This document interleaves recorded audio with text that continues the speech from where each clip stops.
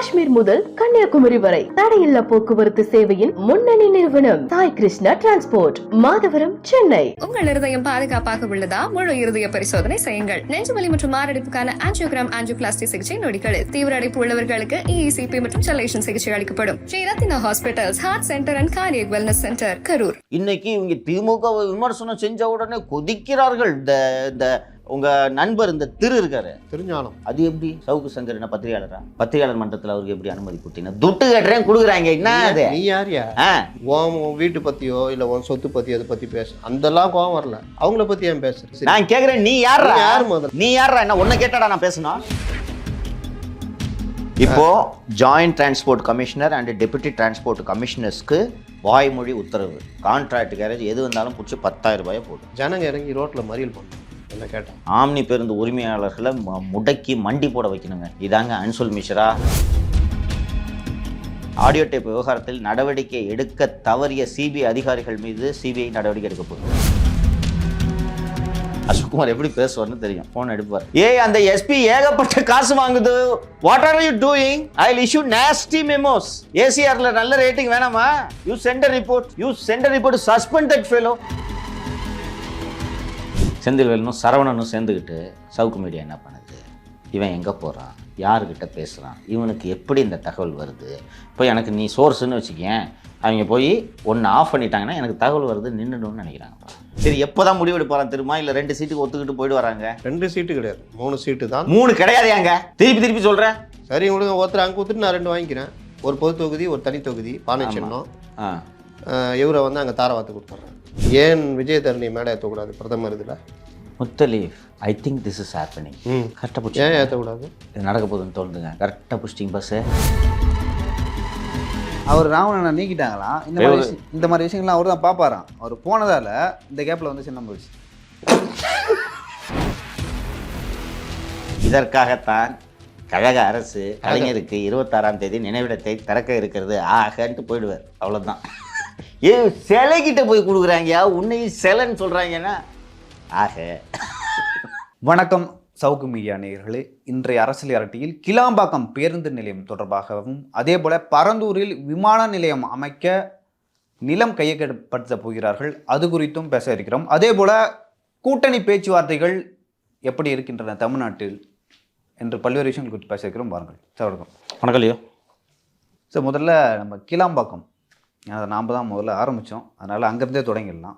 So Kilambakkam பேருந்து நிலையம் பற்றி தொடர்ந்து நாம் தான் முதல்ல பேச ஆரம்பித்தோம். ஊழல்னு பேசணும், அதில் இருக்க டிஃபிகல்ட்டி, ஏன் சரி செய்யலை, அப்புறம் ஆம்னி பஸ்ஸுக்கும் அரசுக்குமான மோதல், அரசின் ஈகோ, உச்சநீதிமன்றம் சொல்லியே வந்து செயல்படுத்தாமல் இருக்காங்கன்னு சொல்லிட்டு திரும்பவும் வந்து ஆம்னி பஸ் ஓனர்கள் வந்து போனாங்க நீதிமன்றத்துக்கு. எப்படி பார்க்குறீங்க? இன்னுமே வந்து அது முடியல, பிரச்சனையை இன்னும் காம்ப்ளிகேட் பண்ணியிருக்காங்க இல்லையோ முத்தலீஃபு. ஒன்றும் இல்லாத ஒரு விஷயத்த 2-3 அதிகாரிகளோட ஈகோனால எப்படிலாம் சிக்கலாக்க முடியுமோ, எவ்வளோ சிக்கலாக்க முடியுமோ அந்த சிக்கல் இன்றைக்கி நடந்துக்கிட்டு இருக்குதுப்பா.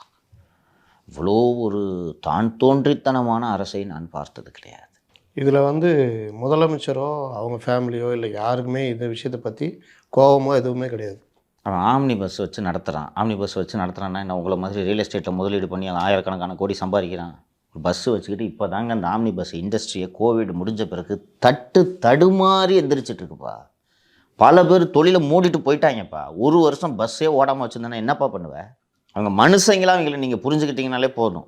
கள்ளக்கடத்தலை பண்ணுறான், நீங்கள் தான் கள்ளக்கடத்தல் பண்ணுறீங்க. இன்றைக்கி இதில் வந்திருக்கு ஜூனியோடனில் அண்ணன் மூர்த்தியாருக்கு ஒதுக்கப்பட்டுள்ள எம்எல்ஏ ஹாஸ்டல் ரூமில் தான் வசூலுக்குன்று நியமிக்கப்பட்டுள்ளது தான். அது ரொம்ப சாதாரணமாக எவ்வளோ ஏகப்பட்ட தகவல் வருதுங்க. முதல்ல இவங்களுக்கு எதுங்க எம்எல்ஏ ஹாஸ்டல்? யாருமே தங்கறதில்லை, எல்லாம் வந்தால் ஸ்டார் ஹோட்டலில் தங்க. அடுத்தது நீங்கள் இதையும் கேட்பீங்க, சின்னவருக்கு தான் மெட்ராஸில் சொந்தமாக வீடு இருக்கு, அவருக்கு எதுக்கு குறிஞ்சி? ஆமாம், கேட்கலாம்ல. சொந்தமாக கார் வச்சுக்கிறீங்களா? கவர்மெண்ட் காரை யூஸ் பண்ணுறீங்க. அப்புறம் பங்களா மட்டும் எது கவர்மெண்ட் பங்களா? கரெக்டான பாயிண்ட். ஆமாம், கவர்மெண்ட் காரை நீங்கள் அதுக்கு யூஸ் பண்ணுறது இல்லை. ஆமாம், தனியார் காரை யூஸ் பண்ணுறீங்க. இதே மாதிரி தனியார் வீட்டை யூஸ் பண்ண வேண்டியது தானே கட்சி கூட்டம் நடத்துறதுக்கு கவர்மெண்ட் பங்களா. ஸோ மூர்த்தி வந்து மூர்த்தியோட பணம் மதுரைக்கு ஆம்னி பஸ்ஸில் போதான். அப்படி உதவுற ஆம்னி பஸ்ஸை வந்து அதுதான்ப்பா கேட்குறேன். அந்த நன்றியாவது வேணாமா? மொத்தமாக தூக்கித்தில் தானே எடுத்துன்னு போகிறீங்க, கடத்தல் பண்ணுறதுக்கு யூஸ் பண்ணுறீங்க. பாரு, இப்போ 2 நாளைக்கு முன்னாடி அறிவிப்பு வந்திருக்கோம், நீங்கள் பார்த்துருப்பீங்க. எவ்வளோ டார்ச்சர் கொடுக்க முடியுமோ கொடுக்குறாங்க இந்த ஆம்னி பஸ் பேருந்து உரிமையாளர்களுக்கு. அவங்க உரிமைக்காக கோர்ட்டுக்கு போகிறது அவ்வளோ தப்பாங்க. நீ போல செட்டிங் பண்ணி பர்வீன் ட்ராவல்ஸை போக வைக்கல சுப்ரீம் கோர்ட்டுக்கு, அவங்க பண்ண மாட்டாங்களா? அவங்க வாழ்வாதாரம். நம்ம ஏற்கனவே பேசினோம், வெற்றி ட்ராவல்ஸை வந்து இது போகிற டோல்கேட்டுக்கிட்ட சீஸ் பண்ணிட்டாங்கன்னு போட்டோம். முத்தலீஃப், உங்களுக்கு தெரியும் 2 டைப் ஆஃப் ஆம்னி பேருந்துகள் தமிழகத்தில் இயக்கப்படுகிறது. ஒன்று ஆல் இண்டியா பர்மிட், இன்னொன்று கான்ட்ராக்ட் கேரேஜஸ். இந்த ஆல் இண்டியா பர்மிட் என்னென்னா அவங்க வந்து பஸ்ஸில் டிக்கெட் ஏற்றலாம்ப்பா, எது வேணாலும் ஏற்றலாம். இந்த கான்ட்ராக்ட் கேரேஜஸ்னால் ஆக்சுவலி அந்த பர்மிட்டோட மீனிங் என்னன்னு கேட்டேன்னா, ஸ்கூல் டூர் போகிறாங்களா, காலேஜ் டூர் போகிறாங்களா, மொத்தமாக எடுக்கிறாங்கல்ல, அதுதான் கான்ட்ராக்ட் கேரேஜ். கான்ட்ராக்ட் கேரேஜை வச்சுக்கிட்டு வண்டி ஓட்டிகிட்டு இருக்கிறாங்க. இது தமிழக அரசு அனுமதித்து கொண்டு இருக்கிறது. இவ்வளோ நாள் இதில் சிக்கல் ஏற்பட்டதே கிடையாது. எல்லாருக்கும் தெரியும் கான்ட்ராக்ட் பர்மிட் வச்சுக்கிட்டு இவங்க பேசஞ்சர்ஸ் ஏற்றிட்டு இருக்காங்க. கவர்மெண்ட்டும் தெரிஞ்சு தான் அனுமதிச்சுட்டு இருக்காங்க. அவங்ககிட்டையும் வருஷம் மாமூலம் வாங்கிப்பாங்க. சீட்டுக்கு ரேட்டு போடுறது, சீட்டுக்கு ரேட்டு போடுறது ஆல் இண்டியா பர்மிட்டுக்கு போடுறாங்க. இதுக்கும் போட்டு பணம் கட்டுறாங்க. வருஷத்துக்கு ரோட் டேக்ஸ் மட்டும் ஒரு பஸ்ஸுக்கு 5 லட்ச ரூபா கட்டுறாங்க. ஸோ இப்போ என்ன நடக்குதுன்னு கேட்டேன்னா, அன்அஃபிஷியலாக வாய்மொழியாக சர்க்குலர் விட்டுருக்காங்க. கான்ட்ராக்ட் பேருந்துகளை பார்த்தால் அபராதம் விதிங்கள். விகேவி ட்ராவல்ஸ்னு ஒரு வண்டிக்கு அபராதம் போட்டிருக்காங்க. VKV travels contempt notice issue பண்ணிட்டாங்க. அதாவது என்னென்னா, ஒரு டோல்கேட்டுக்கிட்ட வண்டி நிப்பாட்டி செக் பண்ணுறது. உள்ளே 2 பேசஞ்சர் உட்காந்துருப்பான். அவன்கிட்ட கேட்குறது எப்போ டிக்கெட் புக் பண்ணோன்னே, நான் இந்த ஆப்பில் புக் பண்ணேன், அந்த ஆப்பில் புக் பண்ணேன்னு ஏதோ ஒன்று சொல்கிறான். அப்போ நீ கான்ட்ராக்ட் கேரேஜ் விதிமுறைகளை மீறி நீ டிக்கெட் ஏற்றிருக்க அப்படின்னு போரூரில் ஏற்ற சொன்னீங்க, கேளுங்க அப்படின்னு சொல்லிட்டு 10,000 ரூபாய் அபராதம். இது ஓகே, ரைட்டு, நீங்கள் உத்தரவின்படி நடந்து கொள்கிறீர்கள், சட்டத்தின்படி நடந்து கொள்கிறீர்கள். ஆனால் இந்த கான்ட்ராக்ட் கேரேஜ் கிளாம்பாக்கம் பேருந்து நிலையம் உள்ளே போய் ஏற்றலாமா? என்னையா என்ன லாஜிக் இது சொல்லு? இங்கேருந்து தனித்தனியாக ஏற்றிட்டு போனாங்கன்னா நீ கான்ட்ராக்ட் கேரேஜ் விதிமுறைகளை மீறுற. அதே கான்ட்ராக்ட் கேரேஜ் கிளாம்பாக்கத்துக்கு உள்ளே போய் பேருந்து பயணிகளை ஏற்றிட்டு போகலாமா? இப்போது மீண்டும் மீண்டும் நீதிமன்றத்தில் வழக்குகளை உருவாக்கி யோசிக்கிறதே இல்லை. இவங்க கவர்மெண்ட் வக்கீல் தானே போய் வாதாட போகிறாங்க. அப்படி இல்லைனாலும் முகுல் ரோத்தையே வைக்கிறாங்க, போய் வாதாடுறாங்க. இதனால நீதிமன்ற உத்தரவை மீறி நேரடியாக செயல்பட்டுக்கிட்டு இருக்கு இந்த அரசாங்கம். ஸ்பெசிஃபிக்காக நம்ம பல முறை சொல்லியிருக்கோம், சென்னை நகரத்துக்குள் பயணிகளை ஏற்றி இறக்க ஆம்னி பேருந்துகளுக்கு உரிமை உள்ளதுன்ட்டு உச்சநீதிமன்றம் முடிவெடுத்து விட்டதா இல்லையாப்பா? நிறுத்தி விட்டது. இதுக்கப்புறம் திருப்பி வந்து ஏற்கனவே வெற்றி டிராவல்ஸ் பஸ்ஸை இம்போர்ட் பண்ணாங்கன்னு சொன்னாங்கல்ல, வெற்றி டிராவல்ஸ் தனியாக they've sent a contempt notice to motor vehicle inspector. யார் அதை வண்டியை சீஸ் பண்ணாங்களோ அவங்களுக்கு கண்டெம்ட் நோட்டீஸ் அனுப்பிச்சிட்டாங்க. ஆம்னி பேருந்து உரிமையாளர்கள் அத்தனை பேரும் சேர்ந்து போக்குவரத்து ஆணையர் திரு சண்முக சுந்தரம் IAS அவர்களுக்கு கண்டெம்ட் நோட்டீஸ் அனுப்பியிருக்காங்க. நீதிமன்றம் எல்லாத்தையும் நீங்கள் நிறுத்தி ஏற்றிக்கலான்ட்டு உத்தரவு போட்டிருக்கு, நீங்கள் இந்த மாதிரி ஏற்றக்கூடாதுன்னு சர்க்குலர் இஷ்யூ பண்ணியிருக்கீங்க. அப்புறம் இந்த விகேவி ட்ராவல்ஸ் பஸ்ஸை இம்போர்ட் பண்ணியிருக்கீங்க அப்படின்ட்டு இங்கே ஒரு கண்டெம்ட் நோட்டீஸ் இஷ்யூ பண்ணியிருக்காங்க. நோட்டீஸ் முடிஞ்ச உடனே they'll go to court. இப்போ கவர்மெண்ட்டும் வச்சு வாதாட்டம். இது தேவையாங்க?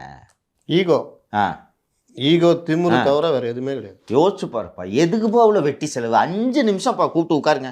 என்னங்க அப்படின்னா, சார் காலியாக தானே சார் போகுது, ஏற்றின்னு போகிறோம் சார், நீங்கள் கட்டுறேன்னு சொல்லியிருக்கீங்க ஒரு பஸ் ஸ்டாண்டு ஏதோ ஒரு இடத்துல, முடிகிற வரைக்கும் ஏற்றின்னு போகிறோம் சார், இவ்வளோ தானேப்பா.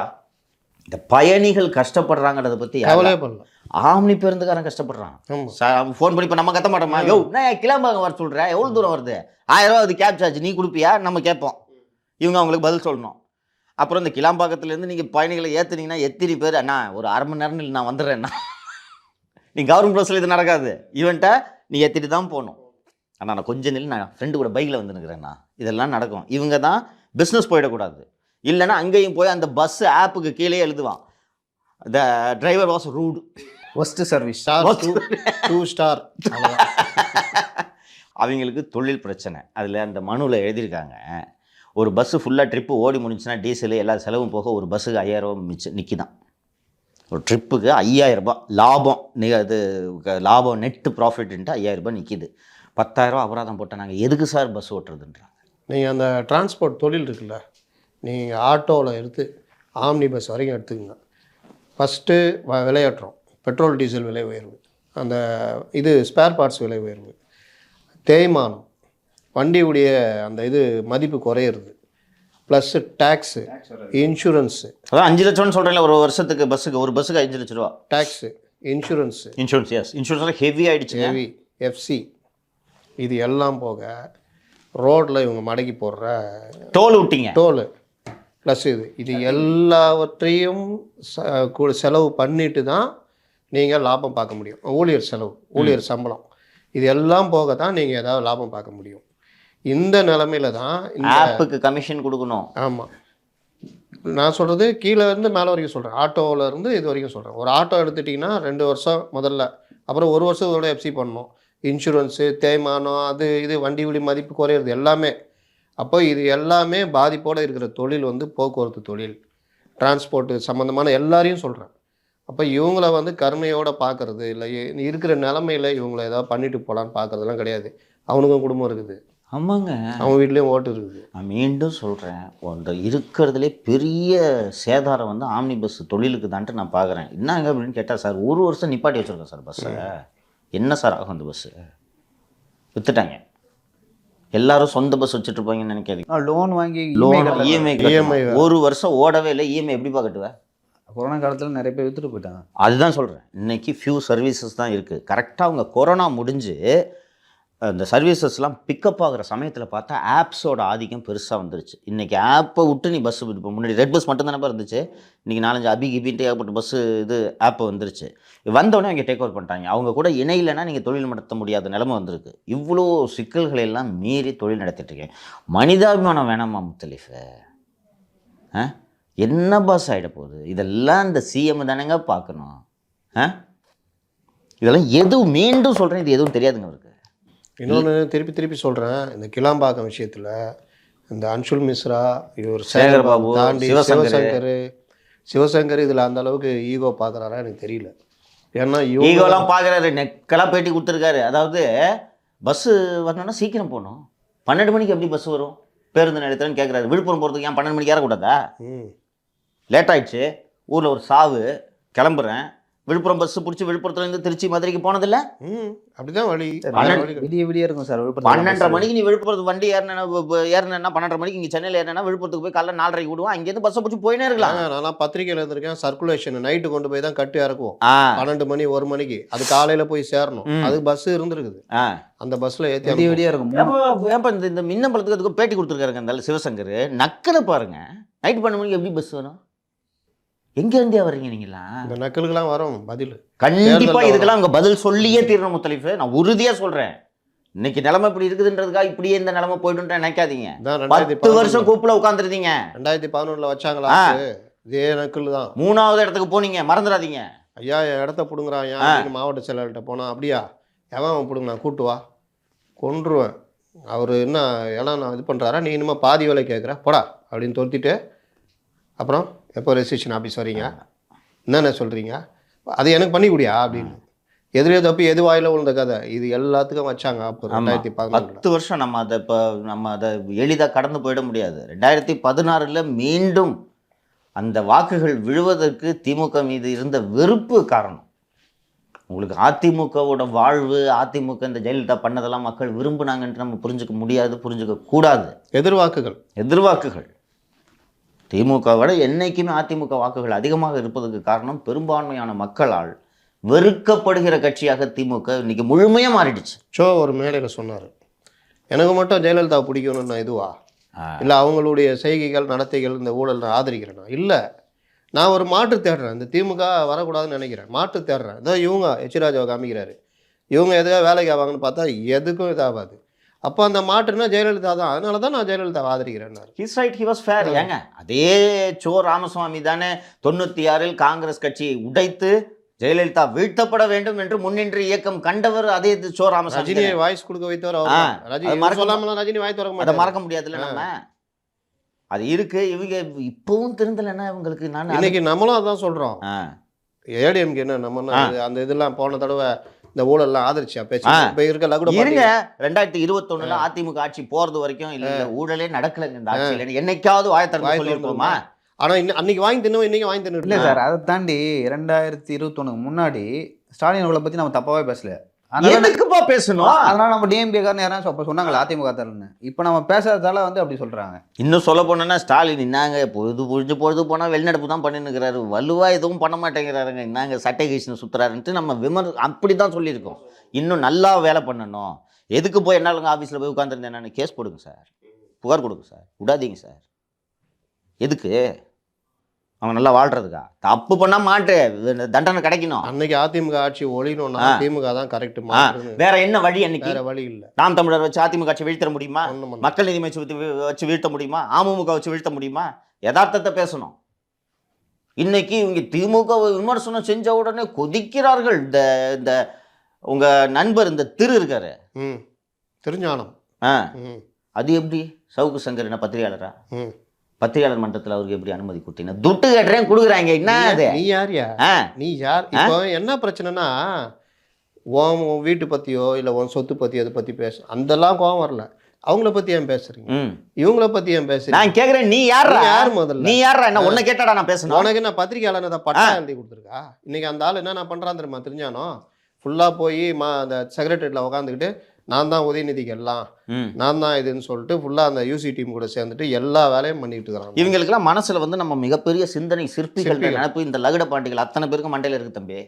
போய் உட்காந்துட்டு இல்லை நான் தான் இன்னும் ஒரு 20 வருஷம் கழிச்சு திராவிடியன் பாலிடிக்ஸ் எப்படின்ட்டு இப்படியே வாயில ஊட்டின்னு தெரியுது. அதான் சீட் ஆடிட்டு இருக்கான். நீ திராவிடியன் பாலிடிக்ஸ் அவன் சீட் ஆடுறான். இவங்க வேறு ஒரு உலகத்தில் வாழ்ந்துட்டு இருப்பாங்க.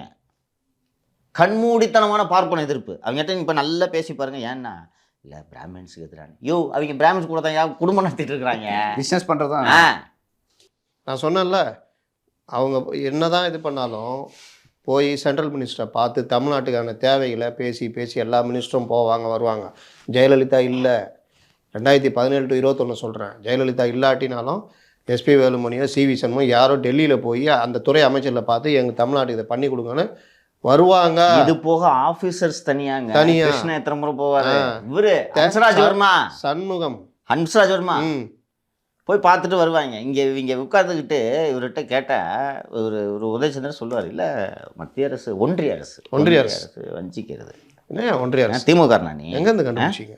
திமுக நீ இப்படியே இப்போ உட்காந்துட்டு ஒரு 4 பேர் புலவர்கள் சேர்ந்து உட்காந்து பேசுவாங்க. அது மாதிரி நம்ம போய் நான் என்ன கேட்குறேன், போய் மனு கொடுத்தல ஏதோ ஒரு இது திரட்டிட்டு போய் இவர் டிஆர் பாலு தயாநிதி மாறலாம் கொண்டு போய் சண்முகம் தலைமை செயலர் கொடுத்தீங்கல்ல, கொடுத்துட்டு வந்து வெளியில் நான் சொன்னீங்க அவர் எங்களை அவமானப்படுத்திட்டாரு என்ன தயா இது பேசினார்ல. வழக்கு போட்டாங்களா? இது பார்லிமெண்ட். இன்னைக்கு உதயச்சந்திரன் உங்களை எப்படி நடத்துறாரு? இப்படிதான் நினைக்கிறீங்க? போங்களாம் போய் வழக்கு இல்லை சிஎம்கிட்ட போய் என்ன தலைவா இது அப்படின்னு கேளுங்க பார்ப்போம். பிடிஆர் தவிர ஒருத்தன் உதயச்சந்திரன் எடுத்து வாயத்தரம் போறா இல்லைங்க, அது சரி வராதுங்க, ஆட்சி கெட்ட பிறகுன்னு சொன்னேன். அண்ணா என்னென்ன இது கஷ்டப்பட்டு இத்தனை கோடி ஓட்டு வாங்கிக்கிட்டு நம்ம ஆட்சிக்கு வந்திருக்கோம், நமக்கு ஜனங்களுக்கு என்ன பிடிக்குன்றது நமக்கு தெரியாது. என்னென்ன ஆபீசருங்க உட்காந்து இப்படி பேசிட்டு இருக்காங்கன்னு அங்கேயே உதயச்சந்திரன் வச்சுக்கிட்டே பேசினவர் பிடிஆர். இன்னைக்கு பேருங்க யாராவது கேளுங்க, யாருன்னு இவரு எங்க இருந்து வந்தாரு? கீழடியில இருந்தாரு போன கவர்மெண்ட்ல. இப்போ வந்துட்டு என்ன இவர் தான் தமிழ்நாடு கவர்மெண்ட்டே திமுக அரசியை கொண்டு வந்த ஒரு மாதிரி பண்ணிட்டு இருக்காரு. அவங்களுக்கு அந்த இன்னைக்கு சீரியஸாகவே அந்த நினைப்பு இருக்கு, நம்ம தான் இந்த ஆட்சி கொடுக்கணும், இது நம்ம ஆட்சி அவர் கொண்டு வந்தாரா அப்படின்னு நினைப்பு அவங்களுக்கு. அப்படியே உள்ளபடியே அவர்களுக்கு அப்படி நினைப்பு. இப்படி தான் அரசு ஊழியர்களும் சொல்லிட்டு இருந்தாங்க நம்ம ஆட்சின்னு வச்சாங்களா ஆப்பு. அது ஒவ்வொரு தடவையும் வைப்பாங்க. ஜெயலலிதா கட்டடத்தை திறந்து வச்சுட்டு திட்டிட்டு போல. அதனால் அதெல்லாம் கிடையாது. இப்போ அரசு ஊழியர்களும் செம்ம கடுப்பில் இருக்காங்க. மறுபடியும் ஆரம்பிச்சிட்டாங்க, கூடி சீக்கிரம் இதாகிட்டு போகுது. இப்போ ஆம்னி பஸ் மேட்ருக்கு மறுபடியும் வருவோம். இப்போது joint transport commissioner and deputy transport கமிஷனர்ஸ்க்கு வாய்மொழி உத்தரவு. கான்ட்ராக்ட் கேரேஜ் எது வந்தாலும் பிடிச்சி 10,000 ரூபாயை போடு. ஜனங்க இறங்கி ரோட்டில் மறியல் பண்ணுவாங்க. என்ன கேட்டால் நான் ஊருக்கு போகிறதுக்கு பஸ்ஸு புக் பண்ணுறேன், திமுருக்கு நீ அங்கங்கே மடக்க இது பண்ணுவேன். ஆம்னி பேருந்து உரிமையாளர்களை முடக்கி மண்டி போட வைக்கணுங்க. இதாங்க அன்சொல் மிஸ்ரா போட வச்சு பார்த்துல நான் நக்கலாக பேசுனேன். இதுதான் உதயச்சந்திரனுக்குன்னா உதயநிதி தேன் பாட்டில் கொடுக்கணும்னு சொல்கிறார். மண்டையில் தச்சுருவாங்க அப்படின்னு உடனே ட்ராப் பண்ணிட்டாங்களா? ட்ராப் பண்ணோன்னா உதயச்சந்திரனுங்க என்ன கேட்காம நீ என்ன சிஎம் உங்கள் அப்பாவாக இருக்கலாம், பட் இங்கே நான் தான் கண்ட்ரோல். அது வேறு யாபம் பற்றினு இருக்கிறீங்க. இப்போ சின்னர் வேறு பவர் வந்துகிட்டே இருக்கிறாரு. பவர் வந்து கிழிச்சிடுவார் அவர். இல்லைங்க அவர் தாங்க இப்போ பவரில் இருக்கிறாரு. அப்படி தான் சொல்லிட்டு நீங்கள் தான் தெரியணும். பவரில் நீங்கள் தானேங்க சொன்னீங்க எல்லாரையும் சைடில் உட்கார வச்சு எவ்வளோ பெரிய மூத்த தலைவரெல்லாம் வச்சுட்டு சின்னவர் எவ்வளோ அதிகாரிகளை கண்ட்ரோல் பண்ணுறது துப்பு இல்லை. என்ன சின்னவர் நொன்னவர் யூசியை கண்ட்ரோல் பண்ண துப்பு இருக்கா? கட்சிக்காரனை கண்ட்ரோல் பண்ணுற நீ டிஆர் பாலு ஏட்டையாலாம் கூப்பிட்டு பக்கத்தில் நீ சொன்னா வர்றாங்க. சின்ன ஒரு கூப்பிட்றாரோட போய் குறிஞ்சில் போய் நிற்கிறாங்க. ஐயா வந்துட்டேங்க அப்படின்ட்டு நிற்கிறாங்க. இந்த வீரத்தை ஆபீசர்கிட்ட காட்டு. கொஞ்சம் கொஞ்சமாக வருவாருங்க டீச்சர். அவர் ஆபீசர்கிட்டலாம் பகிச்சிக்கிட்டாருன்னா நம்ம வண்டி ஓடாதுன்ற ஆச்சும் அப்பாவுக்கும் இருக்குது பிள்ளைக்கும் இருக்குது. ஆபீசருங்க தான் நம்மள ஆட்சியை நடத்துறதுக்கு ஒரே காரணம்னு 2 பேரும் நம்புகிறாங்கப்பா. இந்த ஆஃபீஸர்லாம் இன்னொரு ஆஃபீஸர். அது அவங்களுக்கு புரியல, அது அவங்களுக்கு சுத்தமாக புரியல.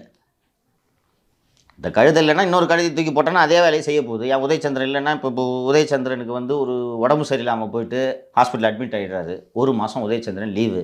பூட்டிடுவீங்களா நாமக்கல் கவிஞர் மாளிகையை? இப்போ போன எபிசோடில் பேசணுமே, ஜெயலலிதான்னு பேசணும், இறந்துட்டாங்க. தமிழ்நாடு நடக்கலை, செத்துட்டோமா? இன்னொன்று இவங்க எல்லாம் ஜூனியருங்க. இவங்க எல்லாம் ஜூனியர். 1 வருஷம் முழுமையாக செக்ரட்டரி டு கவர்மெண்ட்டாக உதயச்சந்திரன் ஒரு துறையில் கூட வேலை பார்த்ததில்லை. முத்தலீஃப், உமாநாத். இதை கண்ட்ரோல் பண்ணுறதுக்கு துப்புல நாட்டில் என்ன நடக்குதுன்னு தெரியாது உதயநிதிக்கு. இல்லை, இது எல்லாமே மக்களுக்கு எதிராக மக்கள் கோபம் அடைவாங்க இந்த விஷயத்துலலாம். மீம்ஸ் பார்த்தீங்களா? மீண்டும் மீண்டும் நாம் வெற்றி பெற போகிறோம். நீங்கள் போய் அந்த குரூப்பில் சுற்றுறவங்கிட்ட எல்லாத்தையும் கேளுங்க. பேசுனேன் நான். அடுத்த அண்ணன் ஆட்சி தான். யார் அண்ணன் அப்படின்னு நம்ம சின்னவர் 2011 அதான் சொன்னாங்க. நம்ம சின்னவர் தான் உள்ளாட்சியில் இருக்கார், துணை முதல்வராக இருக்கார்.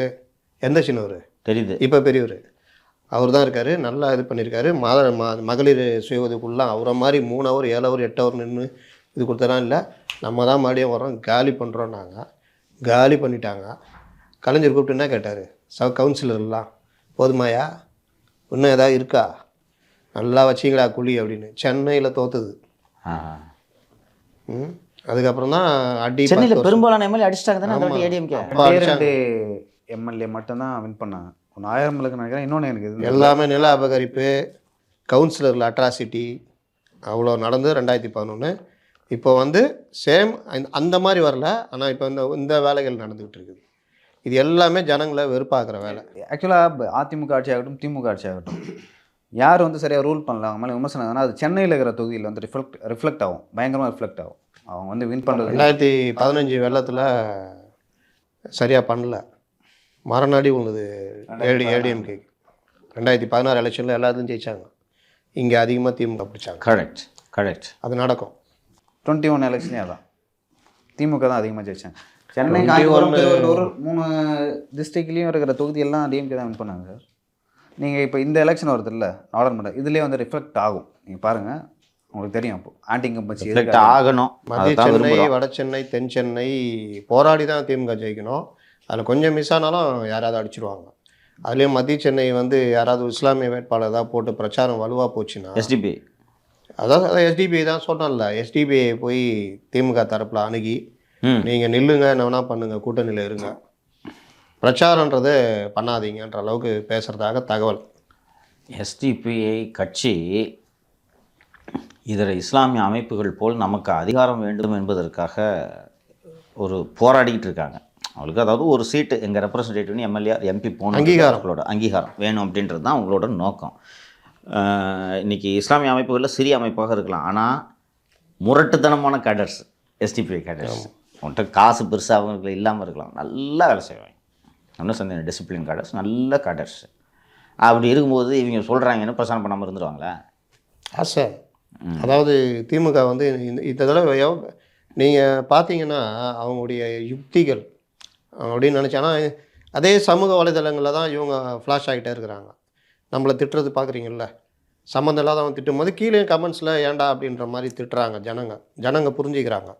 ஆனாலும் இவர்கள் உங்களோட ஒரு வீடியோ, நீங்கள் இங்கே பேசுகிற வீடியோ வட இந்தியாவிலேருந்து வருது. இந்த நேற்று வந்துச்சு அரஸ்ட் சவுக்கு சங்கர்.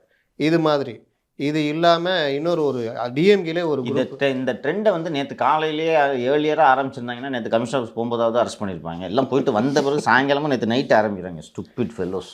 எல்லாமே லேட்டு தானே. இது மாதிரி இவங்க என்ன பண்ணுறாங்கன்னா, இப்போ நேற்று நடத்துகிற அந்த டிஜிட்டல் மாநாடு, இந்த யூடியூபர்ஸ் இவங்கள வச்சு எந்த அளவுக்கு கொண்டு போக முடியுமோ கொண்டு போகிறது. மக்கள்கிட்ட வந்து அதாவது சாதனையை சொல்கிறத விட யார் பேசுகிறாங்களோ அவங்கள பற்றி அடித்து ஜெயிக்கலாம் கொண்டு போகிறது. டிஃபேம் பண்ணுற வேலை. பட்ஜெட்டை பற்றி ஆக்சுவலாக அவன் பேசியிருந்தான்ல, நிறைய குறைகள் இருக்குன்னு சொல்லிட்டு டிபிஆர் வந்து பயங்கரமாக வந்து ப்ரொமோட் பண்ணுறாங்க. அதை பார்த்தீங்களா? எங்கள் பட்ஜெட்டில் இது இருக்குது அது இருக்குன்னு சொல்லிட்டு மக்களே பேச வச்சு ரெடி பண்ணி இன்ஸ்டாவில் வருதுங்க. பயங்கர எல்லாருக்கும் இன்ஸ்டாவில் இது கார்டு போட்டு இன்ஸ்டாவில் வருது எல்லாருக்கும். டிபிஆர் இந்த வேலையை பண்ணுறாங்க. வைத்தியநாதன் சொன்னேன்ல, பட்ஜெட்டு 3 கோடின்னு சொன்னேன்ல, அந்த வைத்தியநாதன் வந்துட்ட உடனே வந்துட்டான்டா என் தலைவன் சொல்லிட்டு உதயநிதி ப்ரொமோஷனுக்காக இருந்த டீமை கழிச்சு விட்டாங்க. ஐயோ ஆமாப்பா, தேவையில்லை அப்படின்ட்டாங்க. அந்த போய்ட்டு மாப்பிள்ளை சந்தோஷமாக சிச்சுன்னு இருக்காரு. என்கிட்ட இருந்து ஆளை தூக்கின்னு போனீங்களா, பார்த்தியா எப்படி போச்சு? கோர் டீம் கிடையாதா? கோர் டீம் இல்லையா? There is no core team. நாங்கள் 2 அம்மாக்கள் வேறு இருந்தாங்க, அதில் அவங்க எல்லாரும் போயாச்சு. என்னென்னா உதயநிதி என்ன நினச்சிட்டு இருந்தாருன்னா இந்த கோர் டீம் கொடுக்குற ஐடியா எதையுமே செயல்படுத்துறது இல்லை, எதுக்கு இந்த கோர் டீமு கிளம்புன்றார். கோர் டீம் தான் போய் இளைஞரணி மாநாடு ஐடியாலாம் கொடுத்தது. Correct correct correct correct. சரி, இன்னொரு விஷயத்தை சொல்கிறேன் கேட்டுக்கொள்ளுங்கள். நேற்று கட்சியினருக்கெல்லாம் அழைத்து இது ஒரு திரு உதயநிதி அவர்களின் நம்ம எப்போ பார்த்தாலும் உதயநிதி விமர்சனம் பண்ணிக்கிட்டே இருக்கோம், அவரோட நிர்வாக திறனுக்கு ஒரு சான்று, இதை நான் இந்த நேரத்தில் பதிவு பண்ணி ஆகணும். நேற்று கட்சியில் இருக்க மூத்த கொத்தடிமைகள்லாம் அழைத்து நேற்று குறிஞ்சியில் டிஃபன் காப்பி கொடுத்து நன்றி சொன்னார். அந்த சேலம் மாநாடு 1 மாதம் ஆச்சு நடந்து முடிஞ்சு, இது வரைக்கும் வெண்டார்ஸ் யாருக்கும் துட்டு கொடுக்கல. ஐயோ, சேர் போட்டவன், டியூப்லைட்டு போட்டவன், லைட்டு போட்டவன். இவர் வேறு போய் சொல்லியிருந்தாரு 21 நாளாக லைட்டு அப்படியே இருக்கா. நம்மளும் தான் போட்டோம், வீடியோலாம் போட்டோம், நம்ம எவனுக்கும் துட்டு கொடுக்கல. கொஞ்சம் யோசிச்சு பாருங்கள். 2 முறை ரத்து செய்யப்பட்டு 3வதாக நடந்த நிகழ்ச்சி. 3வது முறை கடுமை முதல் முகூர்த்த நாள். 3வது முறை பார்த்தா ரொம்ப நாள் கழிச்சு முதல் முகூர்த்த நாள். ஃபஸ்ட்டு வாட்டி நீங்கள் அவனை புக் பண்ணியிருக்கீங்க, மாநாட்டுக்கு எனக்கு 2 நாளைக்கு வேணும்னு புக் பண்ணியிருக்கீங்க. அவன் அவங்ககிட்ட வந்து கொடுத்துட்டான், நீங்கள் தான் மாநாட்டை கேன்சல் பண்ணீங்க. அவன் புக்கிங் கேன்சல் ஆன உடனே லாஸ்ட் மினிட்ல போய் சார் யாராவது கல்யாணம் வைங்க நான் லைட்டு போட்டுன்னு சொல்ல முடியுமா? போல போச்சு. அதுக்கும் பேமெண்ட் கொடுக்கல. 2வது வாட்டின்னு சொன்னால் சரி ரைட்டு 2வது வாட்டி நடக்குதுன்னு சொல்லிட்டு எல்லாத்தையும் அரேஞ்ச்மெண்ட்லாம் பண்ணி முடிக்கிறாங்க. பண்ணி முடிச்ச உடனே திருப்பி தள்ளி போகுது. அவனுக்கு அந்த ப்ரோக்ராம் போச்சா. 3வது நாள் கடுமையான முகூர்த்த நாள், அந்த முக்கியமான முகூர்த்த நாள். அந்த முகூர்த்த நாள் அன்னைக்கு எப்படி கல்யாணம் ஆர்டர் இருக்குமா இருக்காது அவங்க எல்லாருக்கும். இவங்க இன்னொன்று குறைந்தபட்ச தேவைகள் இருந்துருந்துச்சுன்னா அவன் பிரித்து விட்டு 2 டீமாக போட்டு இங்கே ஒரு 50 டியூப்லைட்டு அங்கே ஒரு இந்த டியூப்லைட்னு கூட பண்ணுவான். இவங்க நீ மாநாடு மொத்தமாக கொண்டு வான்னு சொல்லிட்டு வாங்கிட்டீங்க, வந்து பண்ணிட்டாங்க. இப்போ அவங்க அந்த வெண்டார்ஸு என்கிட்ட தான் பேசினாங்க, எங்கே போய் வெளியில் சொல்லுவாங்க முத்தலீஃப், எங்கே போனால் ஞாபகம் ஆர்டர் கொடுக்க மாட்டேன்னு முடிஞ்சிருச்சு. நேரம் அந்த போய்ட்டு போயிட்டாரு. இவர் சின்ன ஒரு கூப்பிட போட்டு தூங்கினுக்கிறாரு. யார்கிட்ட போய் கேட்பான்? கேனர் தான் பொறுப்பாளர். அவர் போய்ட்டு அருணருக்கு சீட்டு ஆரம்பார், பரவாயில்லையா? பேமெண்ட் வேணுமா திட்டு வேணுமா? திட்டு வேணா நேரிட்ட போங்க. இவருக்கு தெரியவே தெரியாது, என்ன நடக்குதுன்னு தெரியாது. இவர் கார் ரேஸ் உள்ளிட்ட விவகாரங்களில் தீவிர கவனம் அடுத்தது. ஆமாம், அதில் இருந்துட்டு சரி. அந்த 1500 ட்ரோன் வச்சு சீன் போட்டாங்களா, அவங்களுக்காக காசு யாருக்கும் எந்த வெண்டாருக்கும் பேமெண்ட் போலையான்றேன். நீ அப்புறம் ட்ரோனை போட்டாங்க, இதை போட்டாங்க. 1500 ட்ரோன் விஷயம் வெளில வந்துருக்குமே சார். இப்போ விஷயம் வெளில வந்தால் பேமெண்ட் வருமா? நீங்கள் அந்த வியாபாரம்லாம் வேறு. சரி, அசிங்கப்பட்டுனாச்சும் கொடுப்பாங்கல்ல, அசிங்கப்பட்டு கொடுப்பாங்களே. அந்த குடும்பத்துக்கு ஏதுப்பா அசிங்கம்? ஊரே காரி துப்புது, அவங்க பாட்டு கார் ரேஸ் நடத்திட்டு அதை போய் கோர்ட்டில் வேற போய் டிஃபெண்ட் பண்ணுறாங்க. என்னமோ அசிங்கப்பட்டிருப்பாங்கன்ற கொள்கை முடிவு. இவங்கெல்லாம் அசிங்கப்படுற குடும்பம் நினச்சிட்டு இருக்கியா நீ? ஊரே துப்புது, பிடிஆர் நல்ல மனுஷன் நல்லா பண்ணிட்டு இருந்தார் அப்படின்ட்டு ஏன் மாற்றுறாங்கிறது எல்லாருக்கும் தெரியும். கொஞ்சம் கூட தயக்கம் இல்லாமல் மேடையில் முதல்வர் பேசலை. அவரை போன்ற அரிய மாணிக்கத்தின் திறமை தகவல் தொழில்நுட்பத்துறையின் தேவை என்பதால் தான் நான் நிதித்துறையிலேருந்து அவர் அங்கே மாற்றுறேன்னு சொல்லிட்டு மேடையில் பேசலை. அங்கே வரிசையில் உட்காந்துட்டு சிரிப்பா, யோ நான் என் ஆடியோ டேப் வந்து மாற்றிட்டு என்ன ஏன் பேசுகிறார் இவர்? என்ன கூச்சமாக இருக்குது? கூச்சலாம் இருந்தால் சம்பாதிக்க முடியாது தம்பி, புரியுதா? மணல்லையும் G2லையும் எவ்வளோ நீங்கள் கொள்ளையடிக்கிறன்றது ஊரே தான் பேசுது.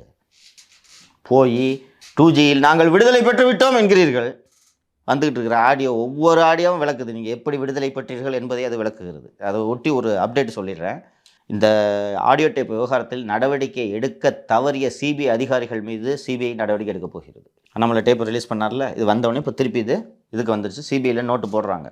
அப்போ ஏற்கனவே நான் ஒரு கம்ப்ளைண்ட் கொடுத்துருந்தேன்னா, ரஞ்சித் சின்ஹா டேரக்டராக இருக்கும்போது சிபிஐ போய் சுப்ரீம் கோர்ட்டில் வந்துட்டு இந்த பெட்டிஷன் நாங்கள் விசாரிக்கிறோம், வாய்ஸ் டெஸ்ட் எடுத்துட்டோன்றது வரைக்கும் சொன்னாங்களா? அப்புறம் ஏன் நின்று போச்சு? காட்சி மாறிச்சு நின்று போச்சா?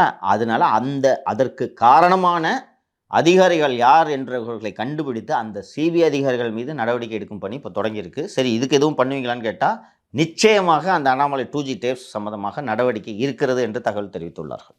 வழக்கு வேறு இப்போ மறுபடியும் விசாரணைக்கு மேல்முறையீடு போயிட்டு இருக்கு. ஃப்ரெஷ் அஃபேர் போட போகிறாங்க. சபட்டாஜ் இந்த இன்வெஸ்டிகேஷன், டேம்பரிங் ஆஃப் எவிடன்ஸு, ஒவ்வொரு இதுலையும் தான் சொல்கிறாரு. இது வந்தார், நாளைக்கு தான் வருவேன்னு சொல்கிறாரு, ஒன்றும் கிடைக்கல. கேசிபி வீட்டுக்கு எதுக்கு சார் போகிறாங்க? அந்த இதுதான் டைரி. அச்சோ, அவர் ரியாக்ஷன் பார்த்தீங்களா? அப்புறம் சார் வேற என்ன நடக்கும், வேற என்ன பார்ப்போம், வராங்க அப்படியே குரல் இறங்குது. நடந்துட்டுருக்கு. இதுக்கு நிச்சயமாக அவங்க இதுக்கு பதில் சொல்லி தான் தீரணும். இந்த கிளாம்பாக்கன்னு சொல்கிற போது இன்னொரு விஷயம், முதல்வரை பார்க்க வந்தவர்கள், மனு கொடுக்க வந்தவர்களை கைது பண்ணிங்கல்ல, அவங்க முன்னாள் முதல்வர்கிட்ட போய் மனு கொடுத்துட்டாங்க. எடப்பாடிட்ட இல்லை, தெரியுது யாருன்னு. கிளாம்பாக்கம் பேருந்து நிலையத்தில் வச்சிருக்கிற சிலைகிட்ட தானே. ஐயா தலைவரே, ஏழைங்களை பற்றி உங்களுக்கு தெரியும், விவசாயிகளை எப்படி பார்ப்பீங்கன்னு தெரியும், உங்கள் புள்ள ஆட்சி தான் பார்க்க முடியல. அவரே சொன்னார். நீங்கள் பேப்பரில் ரிப்போர்ட் ஆகிருக்கு, இன்னும் சொன்னி அசிங்கப்பட்டுவாங்கண்ணே. இதுக்கெல்லாம் அசிங்கப்படணும். ஏன் போய் அவங்களுக்கு தெரியாதா? சிலைகிட்ட போய் நடவடிக்கை மனு கொடுத்தோன்னா எப்படி நடவடிக்கை எடுப்பாங்கன்றது தெரியாதா அந்த மக்களுக்கு? ரெண்டும் ஒன்று தான் அப்படின்னு சொல்லி மக்கள். எக்ஸாக்ட்லி. இதுக்கு அசிங்கப்படணும் நல்ல அரசாக இருந்தால். அப்படியா? அப்பா இறந்து சிலையானா கூட மக்கள் அங்கே சிலை வச்சது எவ்வளோ நல்லா இருக்குது பாரு. அங்கே சிலை வச்சது எவ்வளோ நல்லா இருக்குது. மனு கொடுக்குறதுலாம் வசதியாகுது இல்லை? யூஸ்ஃபுல்லாக இருக்குது பார்த்தியா? இதற்காகத்தான் கழக அரசு கலைஞருக்கு 26ஆம் தேதி நினைவிடத்தை திறக்க இருக்கிறது ஆகன்ட்டு போயிடுவார். அவ்வளோதான். சிலைக்கிட்ட போய் கொடுக்குறாங்கயா, உன்னையும் சிலைன்னு சொல்கிறாங்கன்னா ஆக. இப்படிதான் இவங்களுக்கு கொஞ்சம் யோசிச்சு பாரு தம்பி. ஒரு எளிமையான பின்புலத்துலேருந்து வர்ற நீ ஏழைகளுக்காகவே வாழ்கிறேன்னு சொல்கிற. 3 கோடி ரூபாய்க்கு வாட்ச் கட்டிட்டு இருந்தால் எவனாவது பாப்பான்ட்டு உனக்கு தோணுச்சுன்னா செய்வியா பாருங்க? செய்ய மாட்டேன். அதிமுகவில் அத்தனை பேரும் இன்னோவா காரில் பயணம் செய்த போது 3 கோடி ரூபாய் கார், அதுக்கு இன்சூரன்ஸ் கட்டலையா? ரெஜெண்ட் பேரில் இருக்க காருக்கு அதை வேறு ஒருத்தர் எடுத்து போட்டிருக்கான். 3 கோடி ரூபாய் காரில் போனால் உனக்கு பார்ப்பாங்களே, அசிங்கப்படுறாங்களா? பார்ப்பாங்கன்னு தான் கட்டுறாங்க. நீங்கள் வேறு பார்ப்பாமா நினைக்கிறீங்க. எப்படின்னா, சில பேர் பார்த்தீங்கன்னா கையில் நகை எல்லாம் போட்டு போவாங்க. ஏன்னா இதை வச்சு நீ என்ன மதிக்கணும்னு. உன் படிப்பையோ நடத்தையோ எதை பற்றியும் இல்லை, என் கையில் இவ்வளோ நகை போட்டிருக்கேன், இது பண்ணிக்கிறேன். அப்போ உங்களுக்கு உங்களை பற்றி சுயமதிப்பீடு. அதை தான் சொல்ல. இந்த பொருளை வச்சு உங்களை மதிக்கணும்னு நினைக்கிறீங்க. அப்போ உங்ககிட்ட இருக்க பணத்தையும் பகட்டையும் வைத்து உங்களுக்கு மரியாதை வர வேண்டும் என்று நீங்கள் நினைக்கிறீர்கள். எம்ஜிஆர் 13 வருஷம் இருந்தார். அம்பாசிடர் கார் ஒரே கார் தான், டிஎம்எக்ஸ். போய் பார்த்தோமே நம்ம. மார்க் 4 வந்துச்சு. அவர் வாங்கின கார் மார்க் 2 டிஎம்எக்ஸு. மார்க் 4 வந்துச்சு அவர் காலத்தில். அவர் சிகிச்சை முடிஞ்சு வர்றப்போ எம்ஜிஆர் மார்க் 4 காரில், அம்பாசிடர் காரில் எம்ஜிஆர் 4777 கொண்டு வந்து அவர் உட்கார சொன்னாங்க. உட்கார மாட்டேன்னு சொல்லிட்டு என்னுடைய டிஎம்எக்ஸை வர வைன்னு சொல்லிட்டு அவர் சொந்த காசில் வாங்கின கார் வேறு. அதில் ஏறி தான் அவர் போனார். உள்ள டிவிலாம் இருந்துச்சு, டிவிலாம் இருந்தது. அப்படிப்பட்ட எம்ஜிஆருக்கு வாங்க தெரியாதா? எவ்வளோ நேரம் இருக்கும் கடவுளுங்க அன்றைக்கி. சார் ஜென்ரேஷன் அப்படியே மாறுது. எம்ஜிஆர் சார் சொன்ன மாதிரி காமராஜர், அண்ணா, எம்ஜிஆர், செல்வி ஜெயலலிதா அவர்கள் அவ்வளோ சொத்து சேர்த்தாங்க சொன்னாங்க. சிம்பிளாக தான் இருப்பாங்க. கருணாநிதியும் சிம்பிளாக தான் இருந்தார். எடப்பாடி பழனிசாமி சிம்பிளாக தான் இருக்கார். ஸ்டாலினுமே சிம்பிளாக தான் இருந்தார். பட் ஜென்ரேஷன் மாறுது இல்லை. அவங்க நம்ம இப்படி போர்ட்ரேட் பண்ணால் நம்மளை வெளில பெருசாக நினைப்பாங்க அப்படின்னு சொல்லிட்டு அவங்க அந்த மாதிரி ஃபீல் பண்ணுறாங்கன்னு நினைக்கிறேன். பட் ஆனால் அதுவே அவங்களுக்கு அகென்ஸ்டாக மாறுது. அதை அவங்க புரிஞ்சிக்க மாட்டுறாங்க. ஏன்னா அந்த கனெக்டிவிட்டி இல்லை. மக்களுக்கும் அவங்க அந்த கனெக்டிவிட்டி ரொம்ப குறையுது. ஆனால் மக்கள் என்ன நினைக்கிறாங்க அப்படின்னு சொல்லிட்டு அவங்க. ஒரு அரசு பதவியில் இருந்தால், இப்போ சொன்னார்ல நாஞ்சில் குமரன், அது மாதிரி 100 பேர் வருவான். 100 பேர் 100 வழிகாட்டுவான். ஐயா இப்படி, ஐயா மாதிரி உண்டா, ஐயா இதுன்னு. இதுக்கெல்லாம் மயங்குனா மூட்டு சந்து தான். அப்படி சொல்கிறவன் யாருன்றதை நீங்கள் தெரிஞ்சுக்கிட்டு பேசணும். புரியுதா? கலைஞர்கிட்ட இதுதான், ஐயா நேற்று நீங்கள் உடன்பிறப்புகளுக்கு எழுத கடிதம் யோ சொல்லியா என்ன அவ்வளோதான். என்ன டெண்டர் வேணுமா? ஆனால் அதே கலைஞர் 2006 to 2011 இதற்கெல்லாம் மயங்கினார்.